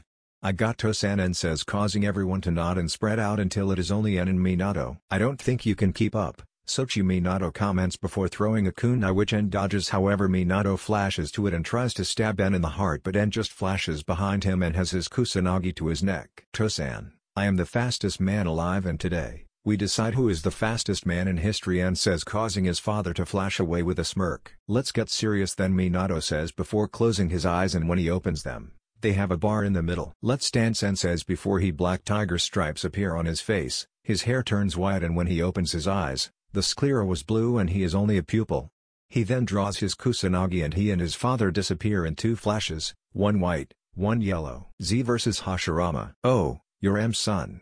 Hashirama realizes as he and the Raikage engage in taijutsu until Z activates his Raiten no Yoroi and kicks the Sha-Dime in the chest. Hello Hashirama-sama, Z says before he forms the Ram Hand seal. Raiten Kuropenza. Lightning release Black Panther. Z yells before a panther made out of lightning erupts from his body and races toward Hashirama, who flashes through two hand seals. Makuten Haijutsu Jukai Katan. Wood release secret technique Nativity of a world of trees. Hashirama yells the name of his signature jutsu before hundreds of trees come from the rooftop and turn the rooftop into a forest. The trees block the Kuropenza and continues to push upwards, trying to pierce Z, who just holds out his hand. Jika Kazuki. Hell stab, Z yells before slicing through all of the branches like butter, however they kept coming. Damn, this is annoying, Z comments as he tries to get through the forest of trees. A versus Tobirama. Suten Daibakushi Shoha. Water release great exploding water colliding wave. Tobirama yells and materializes a huge wave of water from the moisture in the air. Shit. He really is the greatest Suten practitioner ever. I thinks before he uses lightning to boost his jump into the tree to avoid the wave before he jumps on top of the water, which has now flooded the area in 3 feet of water. I then activates his Raiten no Yoroi and disappears in a sunshine and reappears behind Tobirama. Rarato. Lariat, A yells as he slams his lightning-covered arm through the Nidime Hokage's back. Tobirama flies forward and manages to flip and then disappear in a yellow flash before reappearing on a tree where his seal was. Damn it! One of the only jutsus faster than me and he uses it. A curses before trying to strike the Nidime Hokage. Jiraiya vs Mito. Kushios no Jutsu. Summoning technique. Jiraiya announces before slamming his palm onto the floor and 2 small toads appear in a puff of smoke. Jiraiya-kun, why are we here? Fukasaku asks, causing Jiraiya to point at Mito, who is standing there. I need your help, Pa. Jiraiya says, causing Shima to look at Fukasaku. It seems urgent. Do you need to go into Sage mode? Shima asks, causing Jiraiya to nod. Shima and Fukasaku then jump and fuse to Jiraiya's shoulders, causing Jiraiya's nose to grow bigger and gains warts, his teeth turn sharp, he gains excess hair, his goatee, and toad-like eyes. He immediately starts doing hand seals and then bends over. Senpo Kabari Senbone. Sage Art Hair Needle Senbone. He yells before Senbone made of hair shoot at Mito, who holds a seal in front of her which creates a barrier that blocks the Senbone. I remember you. You are my daughter's love interest. Mito says, causing a fire to light in Jiraiya's eyes. I will survive for Tsunade Heim, Jiraiya thinks before flashing through hand seals. Killer Bee vs Kushina. So you're my son's brother, Kushina says skeptically before drawing her katana and getting into the Mijheim, water princess, stance that had made her a legend. I float like a butterfly, sting like a bee, I'm a really cool guy, my name is Killer Bee. Bee raps before he gets into his acrobat stance with the first two are held in the hinge joint of his right and left arm, another between his shoulder blade and neck, one in his mouth, under his left armpit, another between the hip joint of his right, raised leg and the back leg of the same raised leg. Kushina looks at it skeptically, but that leaves when Bee jumps in the air and begins to spin in like a buzzsaw. The blades came from random angles and Kushina couldn't block them all. Killer Bee yells as he continues to push back Kushina, who just sweat drops at her son's brother's weirdness. With Gaara walked to the side of the arena to see a note that says trust the frozen crow N. He turns around to see two girls standing there. One of them was older than him and was wearing the same cloak as N, while the other in Gaara's opinion was the most beautiful girl he had ever seen. She was his age and had on a blue kimono that hugged her frame, but the thing he found most attractive was her eyes. They were warm but were also pained, like someone who had experienced pain but survived it. Are you Gaara? The girl in the Akatsuki cloak asks, causing Gaara to nod. Who are you? Gaara asks hesitantly. N sent us to bring you back to Kuma, the pretty girl said before she forms a crow made of ice. Gaara nods as that must be a bloodline, so N knew that he should only trust someone who can make the frozen crow. They start tree hopping away from the destruction when Gaara realizes something. What are your names? Gaara asks the girl in blue. My name is Haku Momochi and she is Usagi Uchiha, Haku says, causing Gaara to nod, and they tree hop silently. At the academy, one of N's clones appears in a flash to see his teammates and Panther Lily defending the Konoha Academy. Black Panthers, waves of gravity, exploding shuriken are flying at the Otto and Sunanin, but the waves keep coming. Guys need help? N asks a tan-skinned Chunin with black hair in her ponytail and a scar going across his nose. Yes, he says, causing N to place his hand on the wall and imagine the seal he wants. Uzumaki Fu and Jutsu Ryu Gentashin. Uzumaki sealing style magic lantern, N says before four seals imprint themselves onto the academy. N then calls four more clones to come to the academy, causing them to appear in a flash before they go to the seal and place their hands on it. Shisekeojin, 4 red yang formation, they announce before a large red barrier surrounds the academy. The ninjas stop attacking and one ninja decides to experiment and touch the barrier. Instantly he burns to ash, causing the ninjas to yell in rage that they couldn't get through. They then turn around to see several other red barriers surround other important things in Konoha like the Hokage monument. N then stands up and flips through 2 hand seals. Lower the front wall. Kinten go Kameka Yaku. Gold release Great Fire Annihilation, he yells, causing the front wall to disappear, but only for a tidal wave of golden flames to replace it. The flames wash over the Suna and Otonin, incinerating them and leaving nothing but ash. What's your name? The Chunin with the scar asks when the battle ends. And Yatsuki Namikaze, yours? And asks, causing the Chunin to look in shock as a noble is caring about his name. Iruka Umino, Iruka says, causing N to nod before he focuses on protecting the academy. With Naruto and Minato, the battle was like nothing seen before, as it was nothing but flashes as the 2 fastest men in history battled. N was supporting a gash across his chest, however his father was missing an arm due to anything the sort of Kusanagi cuts cannot be regenerated. Let's end this in one move, Minato says before readying a Rasengan in hand. Sure, just jutsu, no flashing, N says, causing Minato to nod. N forms a Rasengan in his right hand and Tonbagiri in his left before colliding them, causing the jutsus to merge into a spear form. You really has surpassed me, N. Minato thinks to himself before running forward. Rasengan. Minato yells as he runs, causing N to switch the way he grabbed his spear to like a javelin. He then throws it at a speed so fast, it was a blur. He threw it. Minato questions before his Rasengan collides with the spear. Rasenyari. Spiraling spear, N yells, causing the Rasenyari to destabilize, causing a large explosion of lightning, sending Minato flying into a tree. N flashes next to him and holds his Totsuka blade next to his neck. You have surpassed me in every way, and no matter where you live, I love you. Minato says, causing N to have a lone tear before he stabs his father through the neck, causing his soul to enter the sake jug. Everyone get them together. N yells, causing there to be no movement for a bit before everyone somehow gets their opponents into the same location. Everyone get behind me. I want to end this now.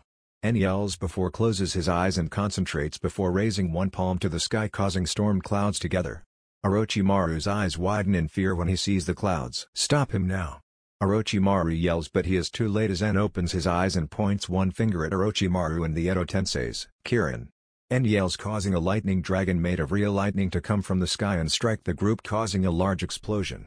There is silence and then a breeze blows through to see the blast only got Mito and everyone else had managed to get underneath the combination wood/water barrier crafted by the two Hokages. Damn it, I wanted to get them all. En says before he feels Tobirama use a familiar technique. Hirai Shingri, Flying Thunder God / Tobirama says, trying to stab En, however En just flashes behind him and stabs him through the stomach with the sword of Tatsuka similar to his father's Hirai Shin no Dan. Good job, great nephew. The ninja world is in good hands, Tobirama says before his soul is sucked into the sword of Tatsuka. I'm sorry, Kasen, En says before he appears behind her in a flash and stabs her, however she blocks his blade. She goes for an overhead slice but En dodges before kicking her in the stomach and flashes behind her, sending her flying into his sword. Respect women but don't let them push you around. You're my child, so don't eat too much ramen. Don't read too much of your godfather's trash and have fun. Don't train too much. I love you, Sochi. Kushina instructs before her soul goes into the sake jar, causing En to start to sob. En then turns around, tears falling down his face, and glares at Orochimaru with hate. Orochimaru, I swear upon the heavens that you will die. En proclaims before he flashes through hand seals. Kinten go Kameka Yaku. En yells before blowing a wall of golden flames at Hashirama, who constructs a wall of wood to block the flames. En looks at his family and sees they are all tired. This ends now. En says before flashes next to Hashirama and kicks him into the air. En then flashes next to Hashirama, who looks him in the eye. I trust the future of the shinobi world to you. May you one day take my title, Hashirama says, causing En to look at him in shock. It isn't every day that the shinobi no kami praises you and says he wishes for you to become the next shinobi no kami. En shakes his head and then does an axe kick that would make Tsunade proud, sending Hashirama into the roof next to Orochimaru. Everyone get out of the way. En yells as he calls a bolt of lightning which he catches and mixes with massive amounts of Shirotan chakra before shaping it into a long bow twice as tall as he was. His family, understanding the danger, shield themselves away from Hashirama and Orochimaru. Kushiosukoja Rashomon, summoning quintuple Rashomon, Hashirama says before he slams his hand onto the floor, causing 5 gates to form in the path of En, who couldn't care less. Face my ultimate jutsu. Endora Noya. Indra's arrow. En yells before letting the arrow go. The arrow flies at a speed equivalent to the speed of light and rips through all 5 Rashomon before striking Hashirama and Orochimaru, and then continues through the building and into the ground. En then flips and lands on the floor to see Orochimaru severely wounded and Hashirama vaporized. He walks toward Orochimaru, who is crawling away toward the Sound Four, who then pick him up. I cannot kill you right now, but I will rid you of the thing you prize most, your jutsu. En proclaims before flashing and slapping 2 seals onto Orochimaru's hands before the Sound Four could react. Fuin Jutsu Tenketsu no Hakai.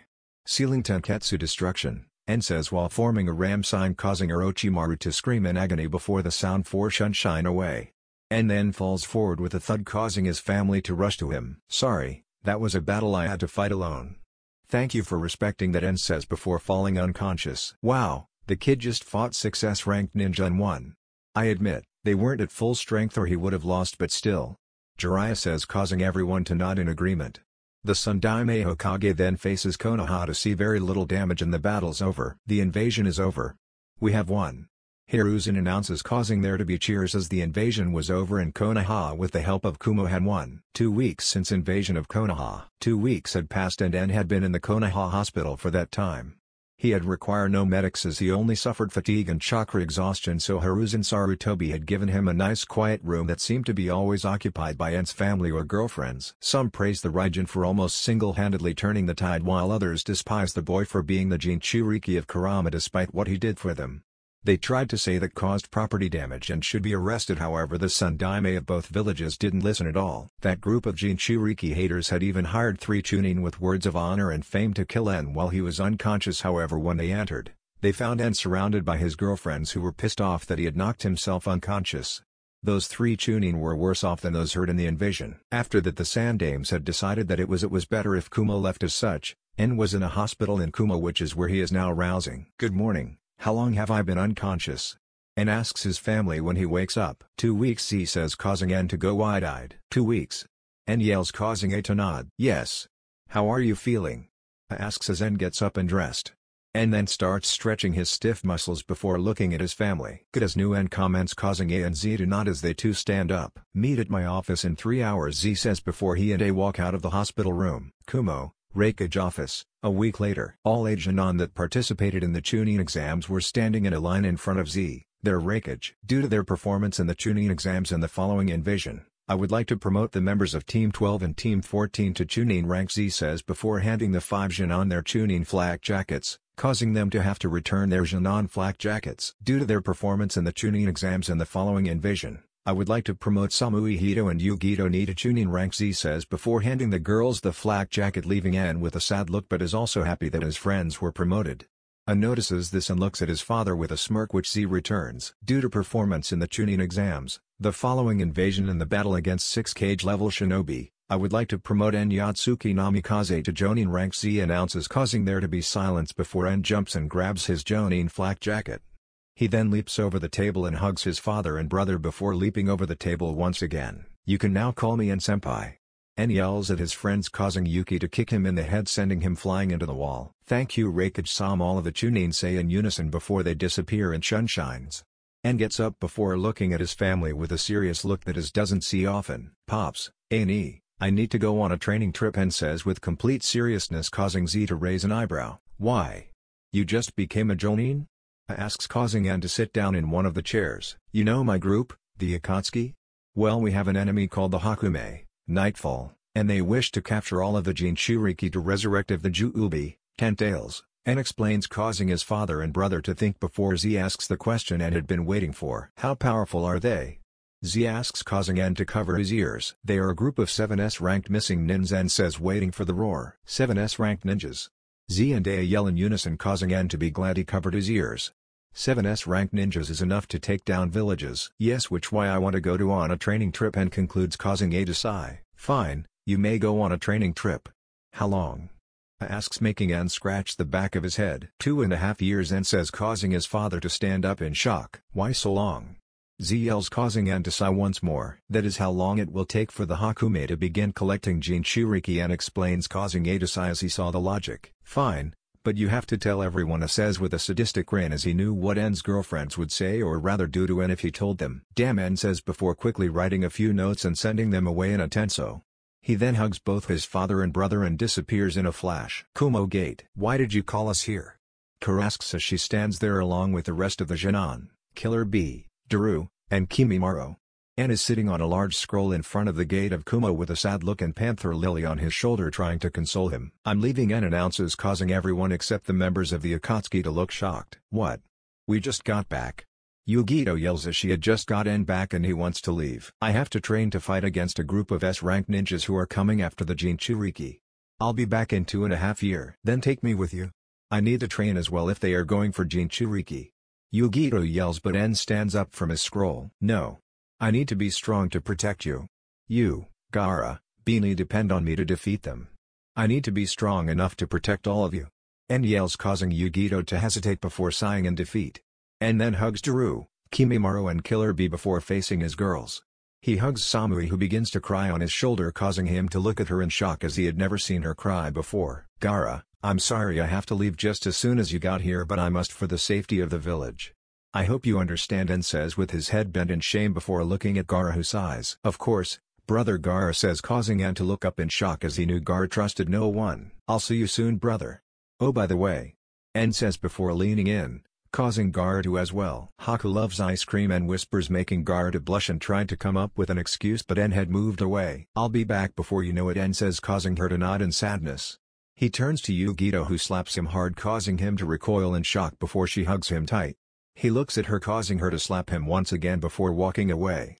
Women, En thinks to himself with a roll of his eyes. Tell Ray that I will be at our ancestors' home, En says, causing his fellow Akatsuki members to nod.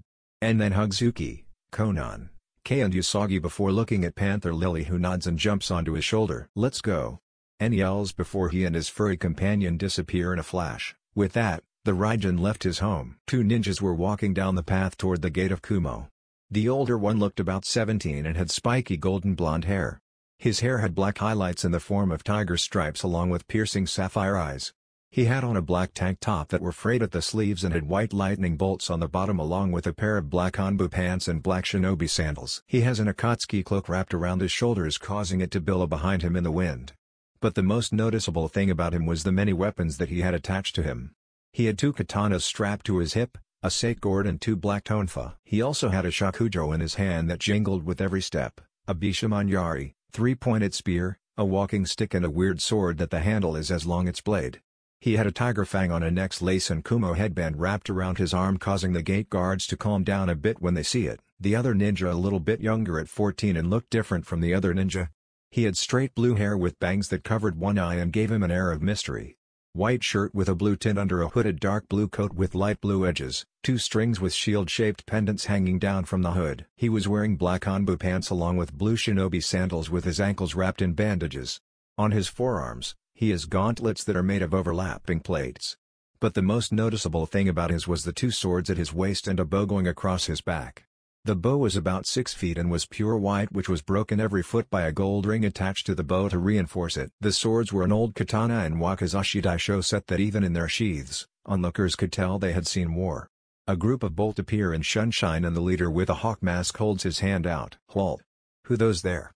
Taka asks causing the older ninja to look him in the eyes. "I know I've been gone for 2.5 years but seriously Taka, you don't remember me?"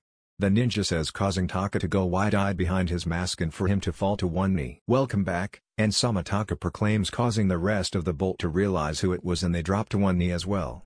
And nods before disappearing in a flash with the other ninja to follow in a blue flash. Raikage's office. En appears in the Raikage's office with a flash, scaring A who is behind his desk. A looked the same physically however his blonde hair was a few shades lighter due to the stress of being the cage. Bolt ninja drop from the ceiling and draw their katanas however A holds up his hand causing them to hide back in the ceiling. Nice dramatic entrance. "You like scaring everyone, right, Atoto?" A says causing An to chuckle. "I admit it's fun. A, I never took you as someone to be behind the desk," An says with a sadistic smirk causing A to grumble about disrespectful blondes before looking to see the person next to N. "Who might you be?" A asks causing the boy to bow to A. "Hello A-sama. My name is Saiga Musashi." Saiga says causing N to look at N to explain. "He is my protege." N says causing A to raise an eyebrow that his little brother had a protege and that he is claiming the name of Miyamoto Musashi making N sees this and sighs. He is the only known user of the Aokami Nari, blue lightning, and I am his teacher in the style of colored lightning. He is also the only son of the greatest swordsman to ever live. N explains causing A to nod before raising an eyebrow for what seemed like the 239th time. "What rank is he? Chunin?" Asks causing N to nod as Saiga was easily Jonin maybe elite Jonin but he could use the experience of lower rank missions. N was about to explain in depth when the door opens for Mabui to come in. She was as beautiful as ever however she was 6 months pregnant. "N-kun," Mabui proclaims before hugging her younger brother figure. "Mabui Nichan. Congratulations." N exclaims causing Mabui to blush. "Thank you. A-kun, Mate Terumi is here along with 2 S-ranked Kiri nin," Mabui says causing N and A to look at each other. Mate Terumi was the leader of Kiri rebels so what did she want in Kumo? Saiga, leave us, N says causing his student to nod before disappearing in a blue flash. N then nods his head toward the secret button in the Raikage's desk causing A to nod and hit the button. There was a 30-second silence before Z and Daru enter through the open window. N. Z yells before hugging his younger son, crushing him despite N being quite strong. Daru just gives him a manly fist bump. "Why did you call us here?" Z asks A who just looks at his father. "The Kiri rebels are here and I wanted your expertise. Besides the leader, Mate Terumi has 2 S-ranked ninjas with her and I want a little backup to show our strength," says causing N, Z and Daru to nod. "Bring them in." A yells causing the door to open and 3 people to enter. Mei is a tall, slender woman in her 30s. She has green eyes, and ankle-length, auburn hair styled into a herringbone pattern at the back, a top knot tied with a dark blue band, and with 4 bangs at the front. 2 bangs are short, with one covering her right eye, and 2 are long, crossing each other on her bust, just below her chin. She wears a long-sleeved, dark blue dress that falls just below the knees. It seems to be closed at the front with a zipper, and is kept open on the front right side from the waist down. Underneath, she wears a mesh armor that covers slightly more of her upper body than her dress. She also wears a skirt in the same color as her dress and, underneath those, mesh leggings reaching down over her knees. Around her waist, she wears a belt with a pouch attached to the back on the left along with high-heeled sandals and shin guards reaching up over her knees. dark blue polish on her fingers and toes, and purple lipstick. But the thing most noticeable about her was her large assets. A, Z and N all look at each other then at Daru while all thinking the same thing, she's a perfect match for Daru. Next to her was a middle-aged man with blue hair which is styled in a moused-up manner. His left eye was blue and his right eye was covered with an eye patch. He wore a talisman in each ear with the kanji for a humble form of Tahir written on them twice on each side. He also wore the standard striped, gray suit, with a green haori that had white trimmings that stop halfway down, over them. The last ninja was wearing square, black-rimmed glasses connected to ear protectors, a blue pinstriped shirt and camouflage patterned pants, but the most noticeable thing is the bandage-strapped, doubled-handed sword on his back. "Hello, my name is Mei Terumi, leader of the Kiri rebel faction," Mei says, but N isn't listening. "Hey Chojuro," N says with a wave, causing Mei to raise an eyebrow at this boy knowing Chojuro. "Hello N-san," Chojuro says, causing Mei to look at him. "You two know each other?" Mei asks as she did not go to the tuning exams with them. "Yes, that is N Yatsuki Namikaze, also known as the Raijin. I met him at the tuning exams," Chojuro explains, causing Mei to once again raise an eyebrow. "So this is the infamous Raijin, interesting," she thinks to himself before she shakes her head. "As I was saying, my name is Mei Terumi and I am the leader of the Kiri rebels. These are my right-hand men, Ao and Chojuro. I would like to petition for assistance from Kumo in our war in exchange for alliance," Mei says, causing there to be silence before the four Kumo S-ranked ninjas to look at each other and communicate before A nods. "Sure," simply says, causing Mei to nod in understanding. "I understand, thank you Fo." "Wait, what?" Mei begins before yelling in shock as none of the other nations wanted to help. "This war in Kiri has been going on for too long and us in Kumo love in our bloodlines, so to see so many bloodline users die hurts us. As such, we will send out some of our ninjas to help you," explains, causing Chojuro and Mei's other ninja to nod as that sounded like a good offer, but Mei raises an eyebrow. "Some of your ninjas?" Mei asks as if Kumo was only going to give 5 ninjas, there was no point on coming here. "Don't worry about it. Meet at the Kumo gate tomorrow morning," A says before handing Mei a scroll on the details of the S-ranked mission. "Thank you, Raikage-sama," Mei says, although a little skeptical before her group leaves the office. "N. Daru, get everyone ready for a S-ranked mission. I'm putting you two in charge," A says, causing the black and white lightning users to nod in a serious tone. "Hi, Raikage-sama," they say before N disappears in a flash and Daru disappears in a sunshine. Uzumaki Namikaze compound. "I'm home," N yells as he enters his own compound to hear rampant scrambling before everyone enters the living room. "N." The girls yell as they tackle him to the floor. "Hey girls, miss me?" N yells as he gets up slowly. He then notices Kimimaro, Gaara, Zabuza and Haku standing there. He then sees that Haku is hanging onto Gaara's arm and Kimimaro has his arm wrapped around someone's waist. N disappears in a flash to appear next to Gaara and Haku. "Hello my brother.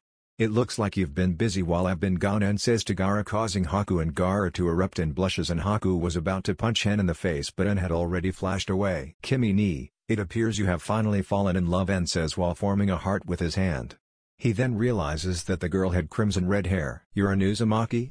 N asks, causing the girl to look at him. "Yeah I am, jackass," she says, causing N to smile and disappear in a flash only to reappear next to Kimimaro. "Oh, someone's got a mouth on her.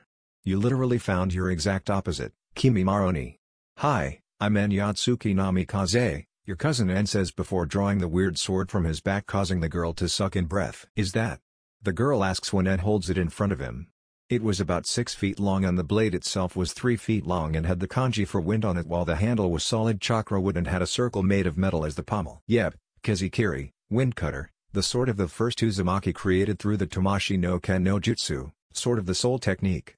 I found it in Nozoshio and it accepted me as its new wielder," N says, causing the girl to nod in understanding as N puts the blade back onto his back. "My name is Tuya Uzumaki," Tuya says, causing N to nod before he facepalms when he realizes something before facing everyone and gesturing towards Saiga, who flashed in. "Guys, this is my protege, Saiga Musashi," N explains, causing everyone to get surprised but nod in understanding. N then facepalms once more before realizing something else. "Sorry, I got sidetracked. Tomorrow morning, we have a S-ranked mission to stop the war in Kiri," N says, causing there to be silence before there is pandemonium as everyone leaped to their rooms and began to get ready. This is going to be a long day, N thinks before he goes to help his friends. Early next day, Kumo Gate. "Where are they?" Kara asks before Amoi points at 3 ninjas coming down the way. Yugito, Samui, Yasagi, Yuki, Konan, Kei, Kimimaro, Kuro and Moe were already there and were waiting for the remaining 5 members of the mission. There Moe points out as Mei, Chujiro and Ao walk up to the group. Everyone waits in silence until they hear Daru and En appear in sunshine. En looks around to see everyone was here before he claps his hands, the sound resonating through the area. Okay guys, we are heading to Kiri, and if we tree hop at elite Jonin speeds, we should be able to reach there in a day, En says, causing Mei to look skeptical. Can all of your shinobi keep up with elite Jonin speeds? Mei asks, causing En to chuckle. Mei-san, all of my ninja are A ranked and above, we'll be fine, En says, causing Mei to nod, but inside she is in shock that Kumo was offering them 11 A and S ranked ninja. An average A-ranked ninja could take on 25 B-ranked ninja at the same time, while an average S-ranked could take on 100 A-ranked ninjas. Let's go, En says before hopping onto the road, his group following. At Kiri, next day. The group had reached Kiri the next day as they expected and had gathered with the rebel faction. At first, they had been rather skeptical of the Kumo nin, but that changed when En drew Kazikiri and did one slice, sending a wave of black wind that cut through 2 buildings with ease. Today was the day, however, today was the day that everything came into play, as En and Usagi would be taking out the Suro, water prison. It was manned by one of Kiri's top loyalist generals, Hotaka Kazuhiko, who had captured several thousand bloodline users in this inescapable prison. En and Usagi were right outside of the rebel camp to see everyone gathered around him. This war depends on you guys succeeding, Daru comments, causing his En to sigh because it was true. The rebels were outnumbered 3-1, but if En and Usagi broke the Suro, then the battle would be even. Don't worry, we got it, En says before him and Usagi disappear in a flash. The Suro. I must admit, Yagura and Hotaka hid this place pretty well, En comments when he sees an island surrounded by a layer of mist so thick that they couldn't see through. Usagi nods before she jumps on top of the water. En follows suit and they begin to sprint at the island at Jonin speeds. This goes on for a minute or so until En hears a kunai flash through the air. En draws Kusanagi and slices the kunai in half, causing 2 noises when they hit the ground. Damn it, En says before he sheaths Kusanagi and waits. 2 water dragons erupt from the water and shoot at En and Usagi. En draws his spear and spins it in his hand before jumping 10 feet into the air and stabs the dragon straight through the jaw, causing it to disperse. No more stealth. Mijheim. Water princess, En says as he stabs Mijheim into the water, sending water in all directions. En then swings Mijheim at the mist, sending a wave of water at it, causing a cry as several people were hit by the water. En then begins to spin the spear in both hands and the mist responds to his commands and disperses, leaving the Suro visible. It was a large building that took up the entire island, with heavy fortifications, which is most likely why no one has been able to crack it before. Let's go, En yells before he stabs the head of Mijheim into the ground, sending a tidal wave at the Suro. En grabs Usagi's hand before they jump onto the wave and ride it into the wall of the prison, collapsing it, allowing them to enter. Kiri nins jumped as him, however he ripped through them with either Mijheim or Usagi would trap them in a genjutsu only to kill them with a kunai. This continues on for several floors until they reach the top floor to see Hotaka himself. He wears a samurai-like outfit which entails a black suit completed with armor that has the kanji for water on it. On his back was a large double-headed battle axe that looked extremely heavy and had to be as tall as him. He also wears a rope belt, hand guards, and instead of a forehead protector, he had the Kiri symbol on his battle axe. So you are the people who have been causing my men so much trouble. The Bishamon, god of war, and the Genjutsu no Megami, goddess of Genjutsu. Hotaka comments with a villain's smirk on his face, causing En to look at him with a bored expression before he turns to Usagi. I thought he would be bigger, En says, making Usagi giggle in all collectiveness that Hotaka had left him as he pulled out his battle axe and tries to decapitate En, who dodges to the left. En puts Mijheim away before he flashes directly above Hotaka and getting ready for an axe kick. Gyro Chandropu. Guillotine drop, En say before coating his foot in Shirotan chakra and dropping his foot onto Hotaka's head. Hotaka slams into the floor with enough force to create a crater, but he gets out slowly. Hotaka then looks at Usagi before lunging at her and bisecting her with a psychotic smile. Ha!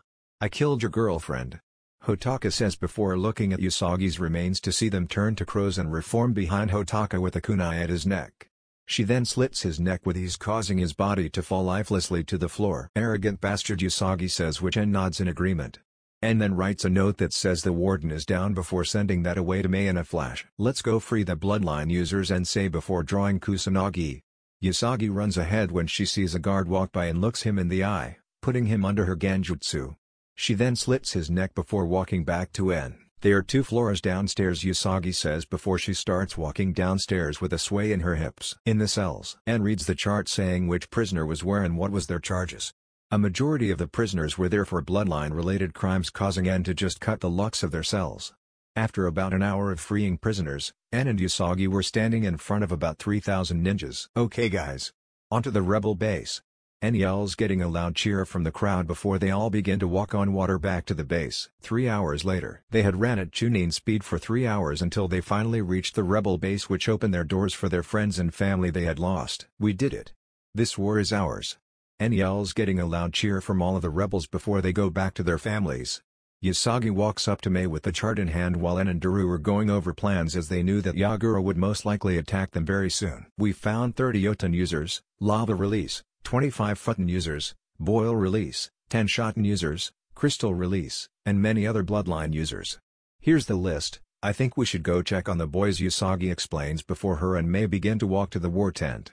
They enter to see Daru and En leaning over a map of Kiri. "We should engage them at the field," En says, causing Daru to nod, as that was the most logical way to go through. "It'll take us a day to get there, and I think that Yagura will engage us in battle in about a week," Daru says, causing Mei to get a shocked look. "A week?"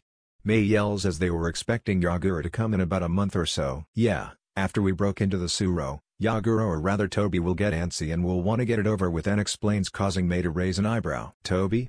Mei asks, causing En and Usagi to get a dark expression on their face. "My nemesis, Toby, or as he wants everyone to believe, Madara Uchiha. He is the leader of the Hakume and the cause of all the bad shit that has happened in the past 20 years in the elemental nations. He caused the Kyuubi attack, and I believe that he is Yagura under a Genjutsu." En explains, causing Mei to put a hand to her mouth in shock. "So Yagura may not be behind this?" Mei wonders, as this could change everything. "Perhaps not, but we still have to fight him," Daru responds, causing Mei to nod before she realizes one thing. "How are we going to take him down? He's a perfect Jinchuriki." Mei wonders, as a perfect Jinchuriki is one of the most dangerous shinobis. "I'll take in Yagura. As for him being a perfect Jinchuriki, so am I," En says before filtering some of Kurama's chakra to his eyes, causing them to become red and slighted. Everyone shivers at the sight. "Let's go get ready. We have a week before this war come to an end," En says before walking out of the tent to go train to fight a cage. A week later. A week had passed and the rebels had reached the field. En and his team had been slave drivers and had whipped the rebels into shape so that all of the rebels were at least Chunin level. They were in an open field just outside of a lake and could see Yagura's army entering from the opposite side, and Yagura at the very back on a raised pedestal. Yagura has a head of messy, light gray hair, pink pupilless eyes, and what seems to be a stitch-like scar running from under his left eye, all the way down his cheek. He wore a gray, sleeveless shirt with the Karigakure forehead protector attached to the front, short-sleeved mesh armor over which he also wears a green poncho along with a turquoise sash around his waist, paired with a green apron over his pants. He wears a pair of brown boots, and on his back he carried a staff-like pole weapon with uneven-sized hooks with a green flower on the larger end. En looks at Mei and her army and raises his hand to stop them from moving and to remind them of the plan. "Yagura, I will give you the chance to surrender," En yells. However, Yagura does not respond. "Kurama, ready for a war?" En says to his partner. "Of course. Let's beat up my little brother," Kurama says, causing En to sigh. 3 En says, causing the loyalist army to tense and grab their weapons. 2 En continues, causing the rebel army to become nervous as everything they had prepared for was finally adding up. 1 En says before drawing his shakujo with his right hand and sighing as Yagura will not back down and save the lives of his men. "Begin new life from ashes, Izanagi," En yells as he slams his shakujo into the ground, causing storm clouds to gather. He then lifts Izanagi toward the sky, causing dozens of lightning bolts to strike the army. The loyalists yell in rage and then charge En, who just closes his eyes. "Sozo creation," En yells before he slams his shakujo onto the ground. For a second there is nothing and the rebel army was about to attack, but then animals made of lightning begin to appear. A realistic tiger made of lightning or a horse or a dragon appear and lunge at the army, decimating their ranks. The dragons were as large as a building and breathed out bolts of electricity, tigers lunging at the shinobi, electrocuting them before killing them with ease. "He's like a god, creating whatever he wishes from lightning," were the thoughts of rebel army as they watched En. En then turns toward the rebel army and raises his shakujo into the air. "Rebels, take back what has been taken from you." En rallies, causing the army to yell a battle cry and rush to fight their war. En turns to his friends and family. "Be careful," En says, and was about to flash away to fight Yagura when Yuki gives him a hug. "I should be saying that to you. After all, you are the one fighting a Kajin Jinchuriki," Yuki says, causing En to give her a heart-melting smile before he disappears in a sunshine. En versus Yagura. En and Yagura were firing jutsu like they were shurikens, however they both knew that they were both toying with each other. Anyone watching would be awestruck at the cage-level combat as they summon the forces of nature itself to do their bidding. "Let's kick it up a notch," Yagura says before flashing through hand seals before slamming his staff onto the ground, sending a tidal wave of water. "I'd thought you would never ask," Ken says before drawing Kazekiri and slicing the wave in half. And then flashes through hand seals before holding his right palm out with his left holding his forearm. "Shirotan Hiryuge Kazoku Shinton Reiho." White release flying dragon striking heaven shaking thunder cannon.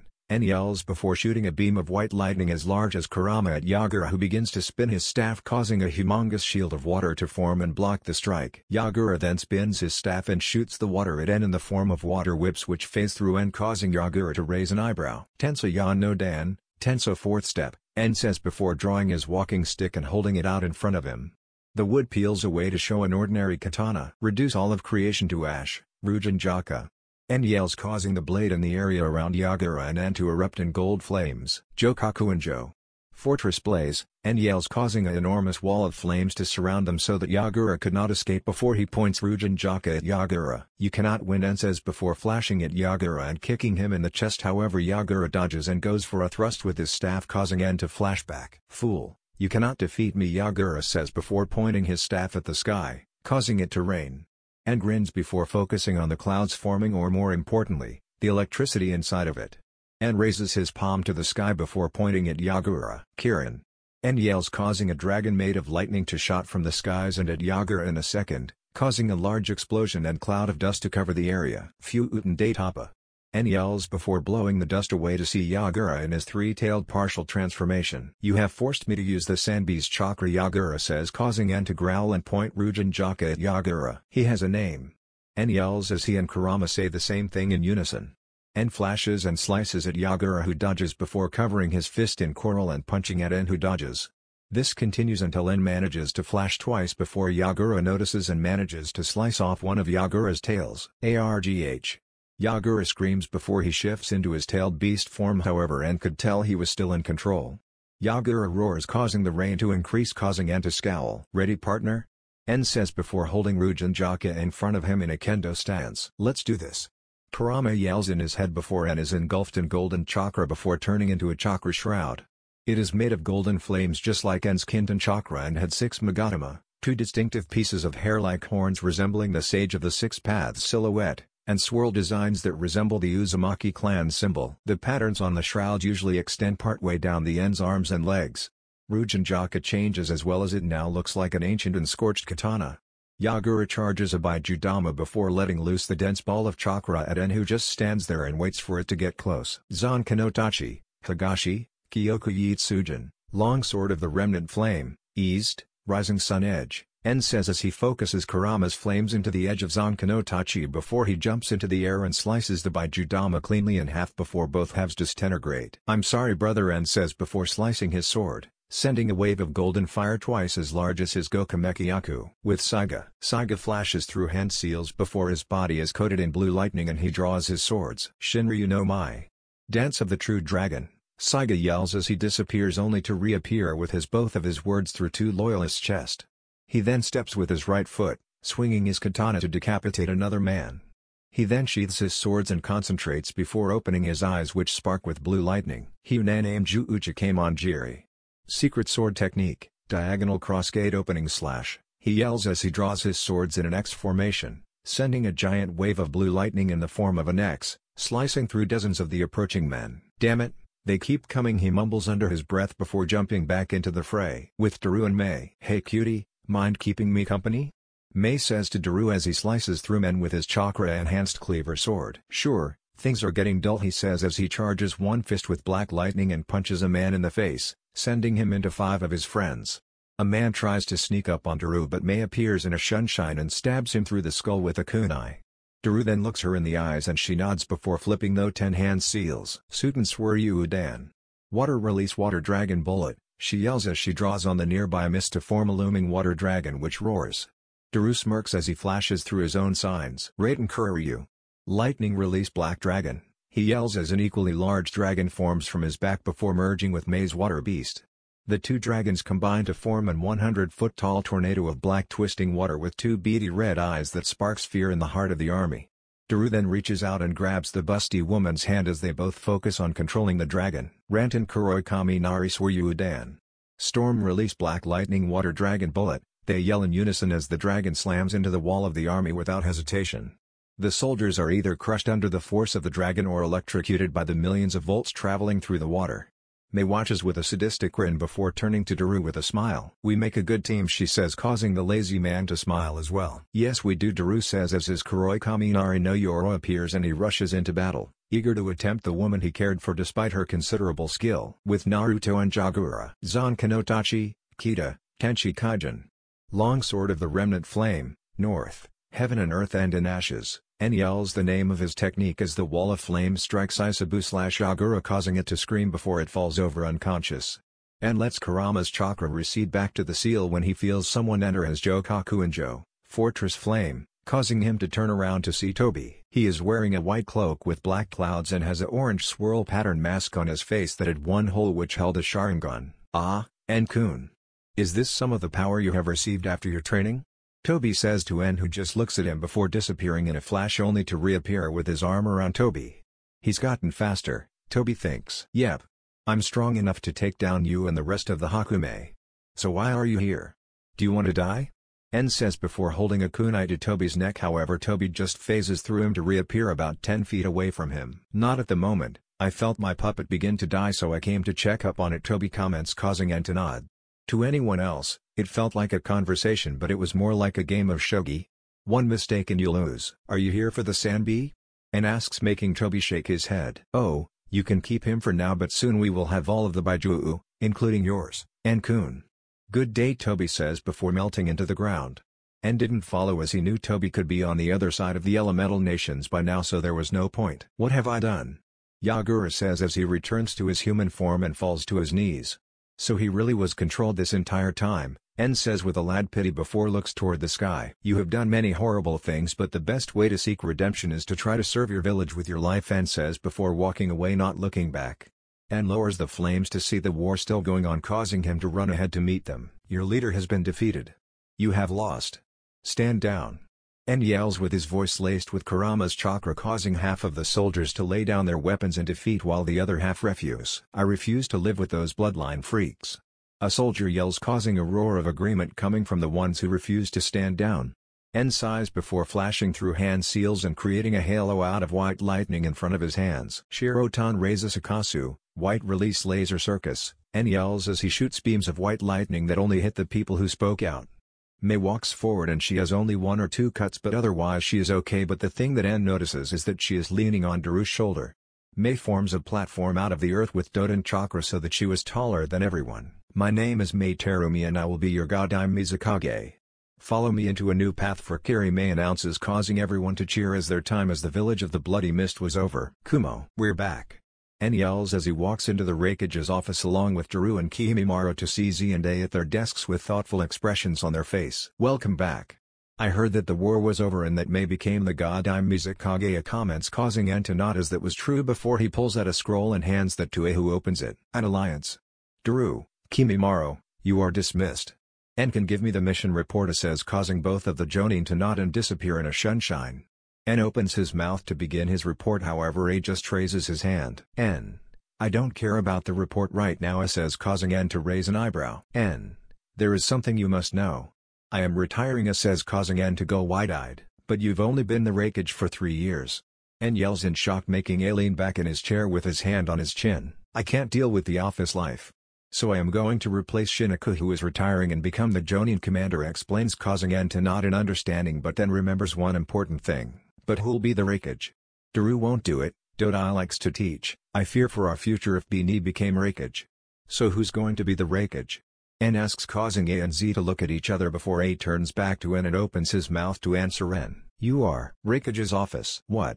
I'm only 16, En yelled, but Z just shook his head in disagreement. "But you are a cage-level shinobi. People have begun to call you the Shinobi no Kami," Z responded, causing En to go wide-eyed. "What? There have only been 3 Shinobi no Kamis in history and all of them had been extremely strong shinobi. They were legends and inspiration to all shinobi. But he was only 16. You have 2 bloodlines, Can control 4 out of the 5 nature transformations, are the perfect Jinchuriki of the strongest by Ju, and you are the fastest man alive, said, causing N to see the logic in their argument. You think I could do it?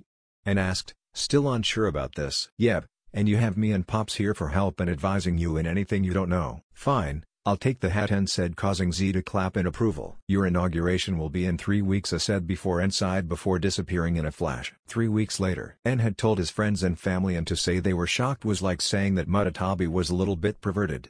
N was going to be the youngest Kage in history. Now all of Kumo was gathered around the Raikage Tower to hear the announcement that their Raikage was going to say.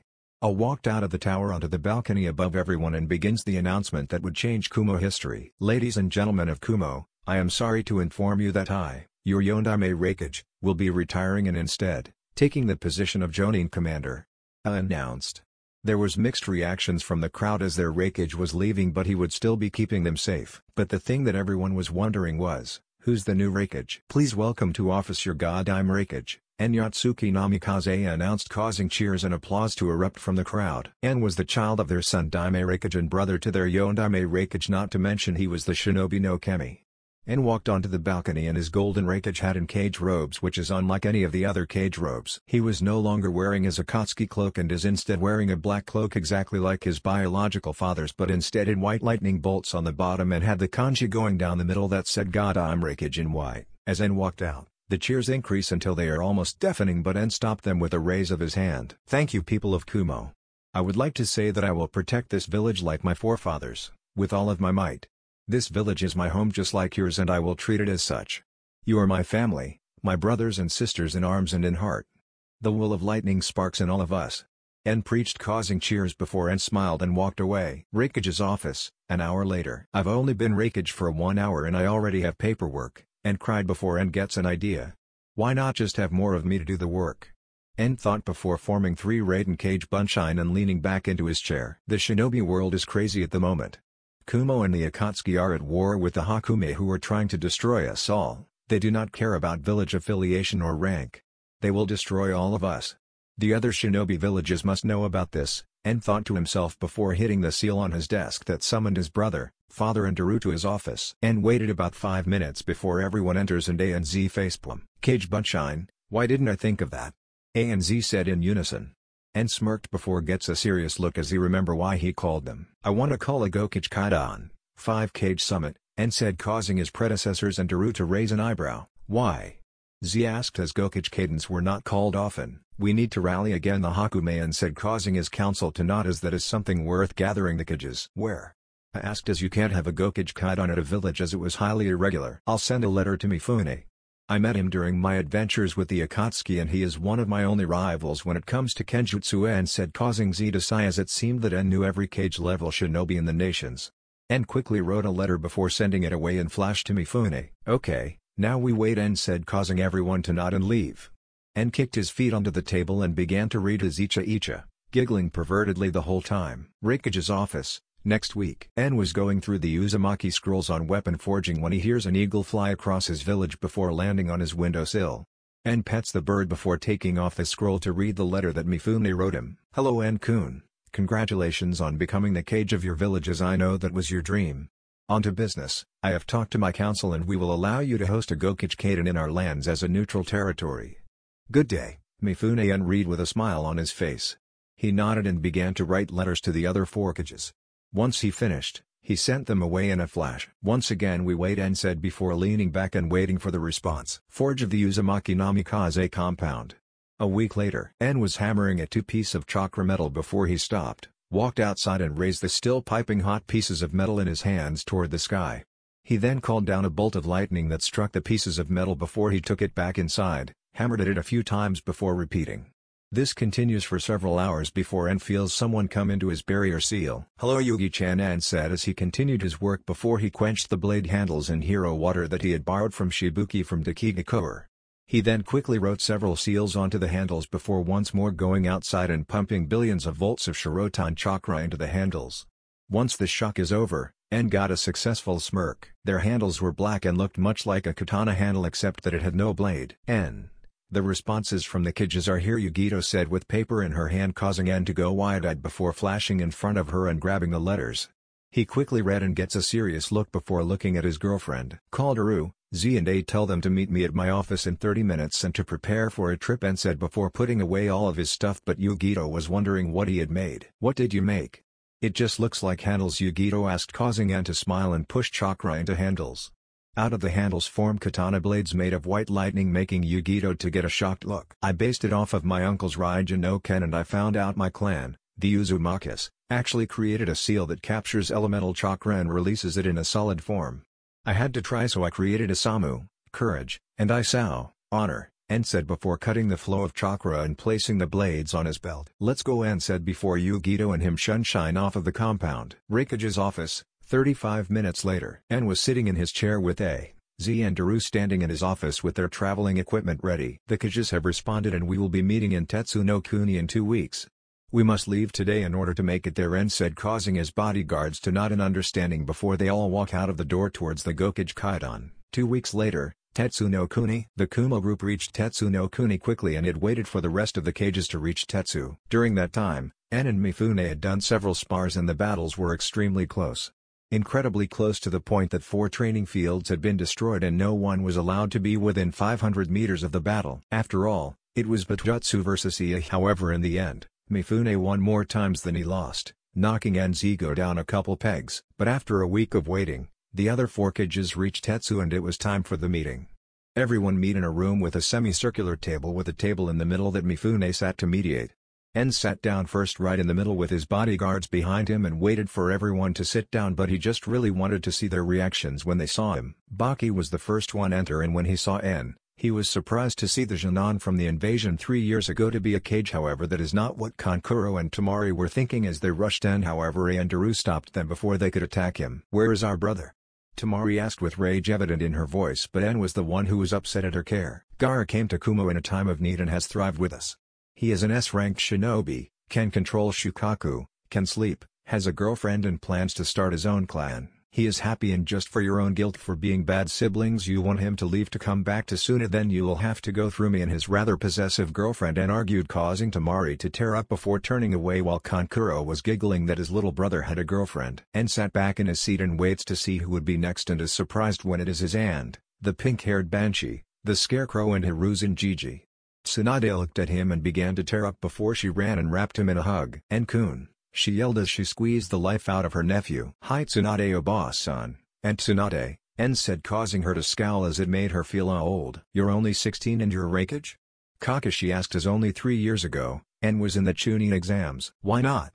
After all, he has already succeeded me as the Shinobi no Kami," Hiruzen pointed out. His age was catching up on him as he now was walking with a cane, but En knew not to underestimate the former Shinobi no Kami.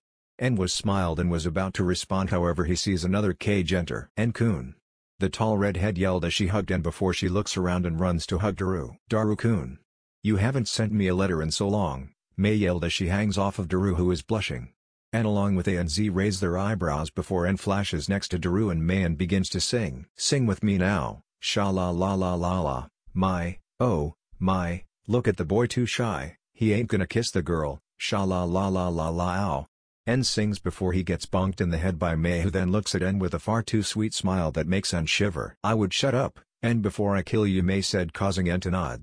En then looks around to see Aniki walk in with Kurotsuchi, Akatsuchi and Kichi, and breaks into a full smirk when Aniki sees him. "You," Aniki yelled as he pointed at En, who just flashed him a foxy grin. "Hello Aniki Oji-san, old man Aniki. Didn't expect me?" En said, causing the old man to scowl. "Aren't you a little young to be a cage?" Aniki said with a condescending smirk, which En returns with a genuine smile. "Aren't you little old to be a cage? After all of our villages are on our goddamn cage, but you're too stubborn to retire," En said. Aniki scowled and was about to retort when Mifune stepped out and gestured for everyone to sit. Everyone sat down with En in the middle, with Mei on his left and Tsunade on his right, and Baki next to Mei and Aniki next to Tsunade. Mifune looked around before gesturing for En to begin. "Thank you, my fellow cages.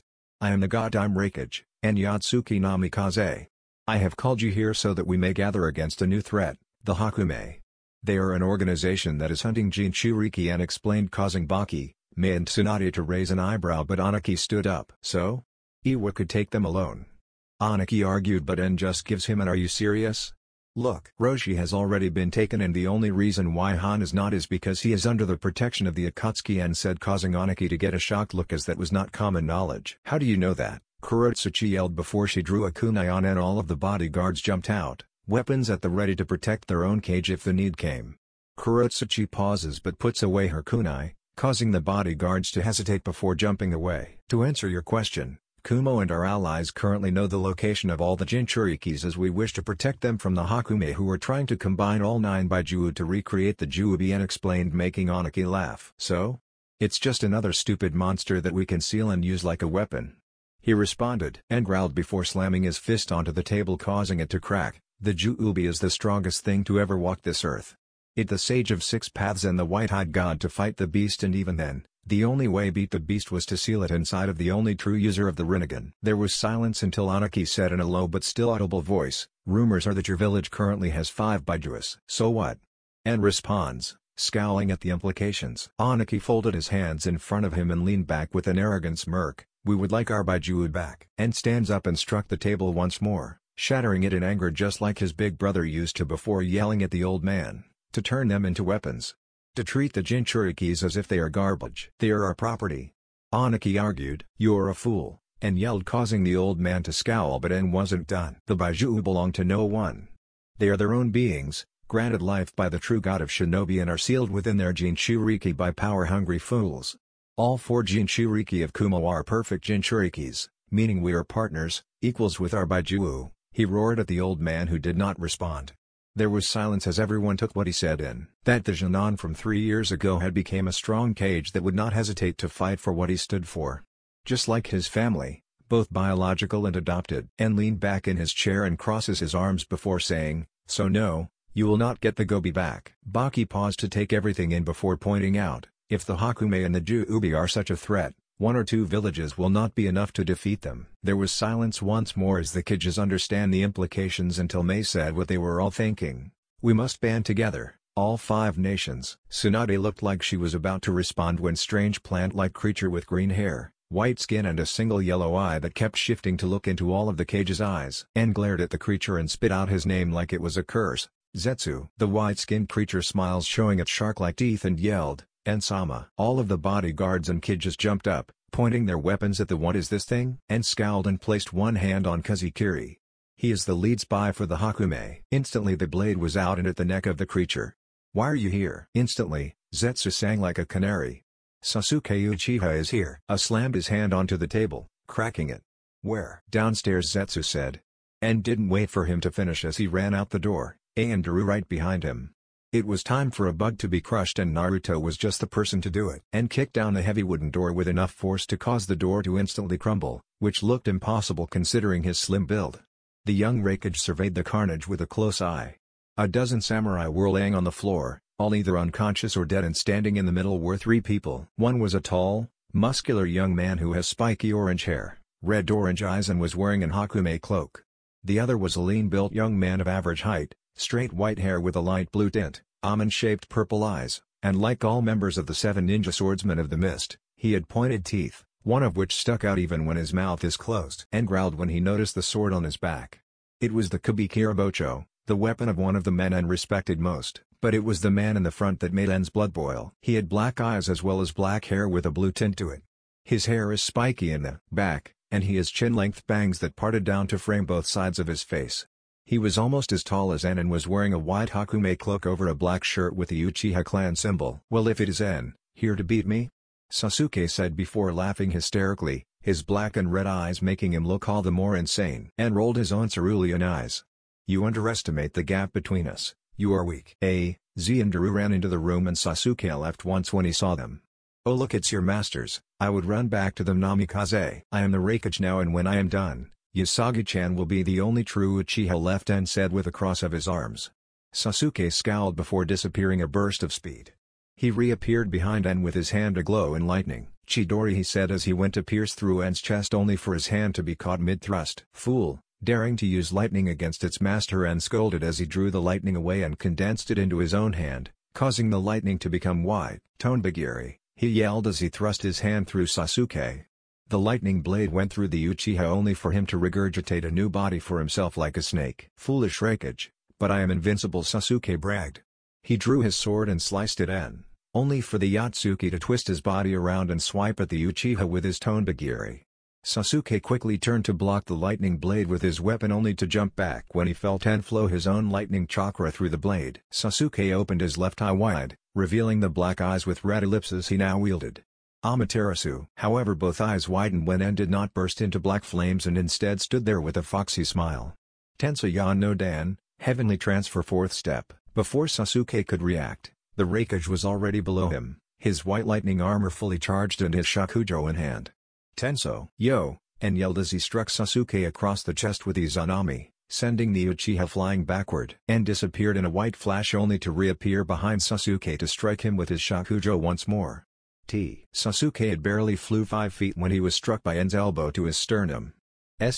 Ki! En yelled as he appeared in a white flash and gave Sasuke an uppercut so powerful, the Uchiha spit out blood. Sasuke could only stare to the sky in horror as he watched En appear above him in a flash of white, his entire body aglow with white lightning. "Yotsuki barrage!" En yelled as he slammed his fist directly into Sasuke's face, launching the Uchiha to the ground with enough force to shatter the entire floor. En's white lightning armor disappeared as he began walking toward Sasuke's groaning form, ready to finish the job. He was about to draw Kazejiri to finish the job when his shinobi instincts told him to jump. It saved his life as Suigetsu jumped forward to save Sasuke and En was forced to dodge the Kubi Karabocho for the second time in his life. The deadly sword, however, was not enough to protect Suigetsu as the Raikage placed one hand on the floor and performed a one-handed handstand, his leg shooting upwards toward Suigetsu's chin. "Senkyu Utai. Drill both eye." This blow was enough to knock out the wannabe swordsman cold and send him flying into a wall. Sadly, that distract was enough time for Sasuke to get up and gather enough chakra to activate his Mangekyo Sharingan. "Susanoo!" En growled. The Susanoo was almost as large as the entire room, and despite Sasuke's weakened state from being bounced around like a pinball from the Yotsuki barrage, he was still able to create an avatar that was strong enough to block most of En's non-S-rank jutsu. The Raikage smirked. He had been meaning to try out this technique in battle against a cage-level shinobi. His hands began to glow in enough white lightning to blind everyone in the room before En clapped his hands together. "Metsujin no Yoroi, Raijin, God-Slayer armor, Lightning God." White lightning turned to golden light as it began to cloak the young shinobi in a heavenly glow that made even Sasuke avert his eyes. Golden chakra enveloped En's body before it began to condense into golden plates that automatically strapped themselves to his body. After all the golden light was gone, En stood there, his arms crossed and his golden armor glowing.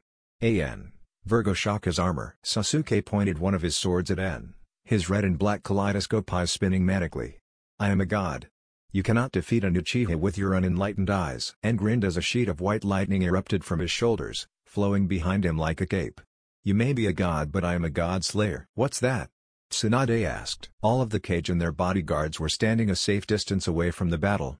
They had attempted to rush in to help En but was stopped by Daru, who knew the destructive potential of some of his students' more powerful techniques. "That's En-sensei's Metsujin no Yoroi, God-Slayer armor," an unfamiliar voice said. All of the shinobi whipped around, ready to defend themselves, to find a blue-haired teenager with a daisho strapped to his waist. "Who are you?" Anaki asked, ready to use his Jinten techniques if necessary. "Saiga-san, how did you get here?" Z asked. Saiga smiled. "Tenso no Jutsu." A and Z frowned. They couldn't let their brother's/son's technique get too well known or they wouldn't be some of the fastest anymore. "What is this Metsujin no Yoroi?" Hiruzen asked, stroking his chin in thought. "It uses the principle of the band Susozo to combine elemental chakra, Shinjutsu chakra and Yotan, Yang release, at a level that forms an armor around the user.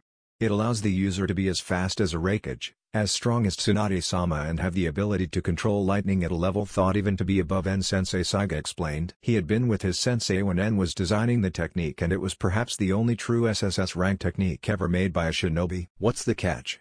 Mei asked. "Super powerful techniques always had a catch." Saiga smirked, a smirk that several noticed to be incredibly similar to En's.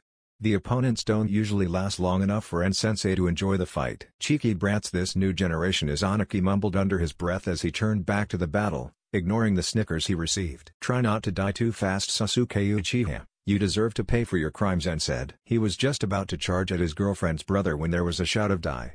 to his left. He turned around to see Hugo in some weird mutated form with what appeared to be cannons charging from behind him. Effortlessly, En raised his hand at Hugo. "Metsujin Jutsu, Senjukoten Taiho, God Slayer Technique, Thousand-Hand Bright Heaven Culling Spear. Instantly 10 spears of golden and white light appeared in front of En before flying at Hugo at many times the speed of sound. As soon as the light spears struck him, Hugo was engulfed in an explosion of energy that instantly beat the Senjutsu chakra out of him and knocked him unconscious, causing him to collapse onto a pile on the floor. Sasuke frowned before shrugging. He was always expendable. His left eye widened as the Mangekyo inside began to spin. Amaterasu, pitch black flames flew at En, who did not even attempt to dodge. Instead he raised his left hand and the flames instantly stopped moving. It was that finally threw Sasuke off guard. How? En smirked as he began to wiggle his fingers, the Amaterasu flames flowing effortlessly between them. I control all electricity with this armor on, even the electrons within the plasma known as Amaterasu flames. En disappeared, no flash. No crackle of white lightning. He just vanished. It was then Sasuke felt his entire world shake. En had appeared behind the Susanoo before Sasuke could react and had slammed his fist into the chakra avatar with enough force to shatter the entire torso. With a single punch, Sasuke collapsed to the ground, blood seeping out of his mouth like a waterfall. En smirked as he began to walk towards Sasuke, who was trying to stand up with the support of his Chokudo. You are nothing against me, your taijutsu is sloppy. Your genjutsu useless and your ninjutsu laughable. You claim to be a god, but I am the shinobi no kami, En taunted. I am the shinobi who has mastered every field of being a ninja. I alone have stopped wars and tamed by Juo. I can call upon the heavens and earth to give me power. The elements bow before me. I am the closest thing you will meet to what we mortals can call gods, En growled. And you, Sasuke Uchiha, are just a boy who doesn't know his place. His blue eyes were cold. Just die. En clasped his hands together into a snake hand seal as golden lightning gathered in a ball in front of him. Metsujin Jutsu, Hiryugekazoku Shinton Reiho. God Slayer Technique, Flying Dragon Striking Heaven Shaking Thunder Cannon. It was then the lightning ball exploded outwards like the cannon it was, the wide beam of lightning threatening to destroy everything in its path. Sasuke knew he could only do one thing in the face of oblivion. Susanoo. En frowned at the partial skeleton that Sasuke had managed to conjure up. Such a one-trick pony. He raised 2 fingers towards Sasuke, red lightning gathering round it. Metsujin Jutsu, Jugeki Byakurai, God Slayer Technique, Heavy Strike Pale Lightning. A blade of red lightning that was sharper than almost all mortal blades shot from En's hand and skewered Sasuke straight through his Susanoo barrier and right through the chest. Ironically, this was the same place he had stabbed Karen earlier that week in an attempt to kill Danzo. Karma was a bitch. En frowned as he watched Sasuke collapse to the floor. I'm sorry Usagi-chan. The Uchiha was a mess. Multiple ribs were broken, as was his nose, which along with his mouth and the cut on his forehead had covered his face in blood. Sasuke now had a punch wound straight through his sternum and multiple burn marks throughout his body, but it was lucky he couldn't notice them due to the throbbing concussion he was now supporting. Done yet, Sasuke?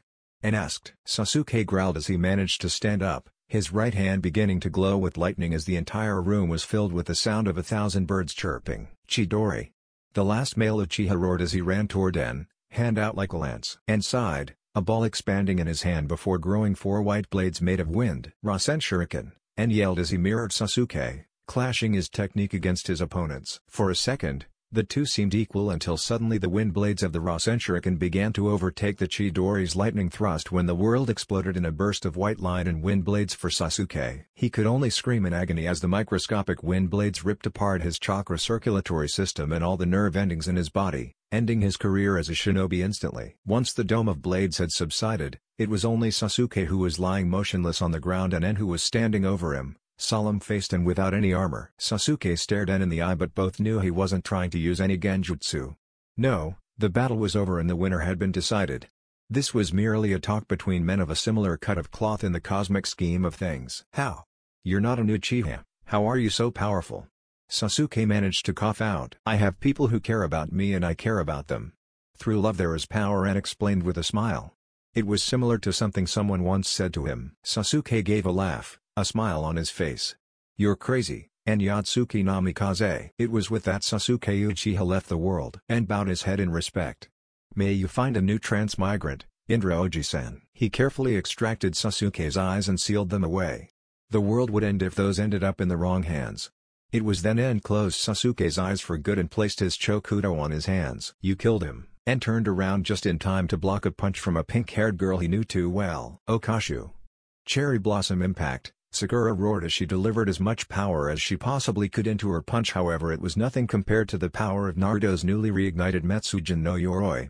With the power of a single hand, he crushed Sakura's fist and brought her to her knees, eyes flooded with tears. "When will you get over your little schoolgirl crush and realize that you are weak?" Sasuke was a criminal and was an enemy of the 5 great shinobi countries, thus was killed. "You are a weakling who cannot do anything about it and an idiot if you cannot see beyond your fantasies," and said with as much disgust and coldness he could muster before turning around and beginning to walk away. "Welcome to the real world, Sakura Haruno." The rest of the Kajin bodyguards rushed to En, who was almost unwounded from the battle, while Kakashi ran to comfort the now sobbing Sakura Haruno. "What's up with him?" En asked, gesturing with his head to the groaning Hugo. "He's one of Orochimaru's experiments," Saiga explained. Tsunade stepped in, eager to help. "Konoha will take care of him." En nodded in understanding as he began to walk away with Saiga by his side. "He can absorb Senjutsu chakra naturally but causes him to go insane due to the power." "Interesting. I take it you took a blood sample?" En said. Saiga nodded. "Yes, En sensei." En had trained Saiga to take blood samples of any defeated shinobi that had a trait that may be useful. En was about to say something when there was a sudden appearance of a vortex in front of them and an orange-masked man appeared from it. "Tobi!" growled, his hands clenched into fists. Tobi laughed in that annoying fake high-pitched voice. "En-kun, congratulations on the promotion." "What do you want, Tobi?" En asked, chakra at the ready. When he received no answer, En disappeared before reappearing with his hand around Tobi's throat, the orange-masked man clearly surprised he had been touched. En's face was a mere inch and a half from Tobi's mask as he spit out every word. "What do you want, Tobi?" Tobi's voice instantly became deeper as he slipped through En's hands like a ghost. "I want the world, En-kun." He reappeared in front of all of the Kijis with his single Sharingan spinning. Back in the old world, the Rikudo Sennin was worshipped as a god for his incredible abilities which he used to defeat the Juubi and seal it within himself. Seeing the looks of awe on almost everyone's face, Tobi continued. When he was about to die, he realized that his death would release the Juubi back into the world and there was no one that could defeat it. Thus, he used his powers to separate the power of the Juubi into 9-tailed beasts. It was then Tobi gave what could only be called an evil laugh before he stared En directly in the eye. "I want the Juubi, En-kun." En shook his head in disbelief. "You're a crazy bastard." "So are you, En Yatsuki Namikaze?" Tobi chuckled. "Your little friend Sasuke told you that too, didn't he?" Seeing the glare he received, Tobi continued. "There are 3 players in this game. The Hakume, Nightfall, the Akatsuki, Daybreak, and the 5 great shinobi villages. The Akatsuki has 3 Jinchuriki, Kumo has 2 and the Hakume the remaining 4," Tobi said. "Either you give me the remaining 5 by Ju or I will destroy you." "You know, Tobi, in all our battles, I always knew you were crazy," and smirked. "But I didn't know you were stupid as well." "None of you can defeat Madara Uchiha," Tobi growled. "That may be true but you're not Madara Uchiha," and smirk grew wider. "Isn't that right, Obito Uchiha?" A simultaneous roar of "what?" filled the room from every member in there. Most of the Konoha shinobi remembered Obito, Kakashi especially, as it was from Obito that he received his signature Sharingan. "This isn't Madara Uchiha, this is Obito Uchiha, student of the Yondaime Hokage, best friend of Sharingan no Kakashi and transmigrant of Asura, or rather former transmigrant of Asura," En explained. "How did you not?" Tobi began, only to be cut off by En's hand around his mouth. En smirked. "There's a lot of things I know, Obito-san, and one thing I know for sure is you're gonna lose this war." Obito slipped through Naruto's grip before disappearing into another vortex, but not before some last words. "You've been warned. The Hakume are too dangerous." Sasuke, Tobi and Sasuke's team were able to get into one of the most secure facilities in the nations and ambush the Gokage. May pointed out to the rest of the cage. "The 5 shinobi countries must join together," Tsunade explained. "Agreed," Baki said. "Right," En seconded. Mifune stepped forward. "Tetsuno Kuni would like to join as well. This is our world too." "We need a leader," Tsunade pointed out. "Aniki Gigi is too old and has had too much business with the Hakume already," En said, which earned him a growl from said old man. "Baki-san is too weak. No offense," En said, which earned him a nod of understanding for the Kazekage. En turned to the only ladies of the Gokage. "Mei-san? Oba-san?" Tsunade shook her head. "I don't want to be a leader." Mei mirrored the action. "Neither do I." "That leaves me," En sighed. He knew that was going to happen. "Why not? You're a genius of Nar level and perhaps the most powerful cage," Tsunade pointed out, which earned a few nods of approval. "Are you sure, Oba-san?" "I'm only 16," En asked. He was met with nod and a kind smile from the woman. "Yes, I think we're all sure." It was then Baki remembered something that had been bothering him during the talk between En and Tobi. "What did you mean by transmigrant?" "Transmigrant means reincarnation. The Rikudo Sennin and the people of his direct relation were so powerful that their chakra is beyond time and space and explained in the most easy way possible.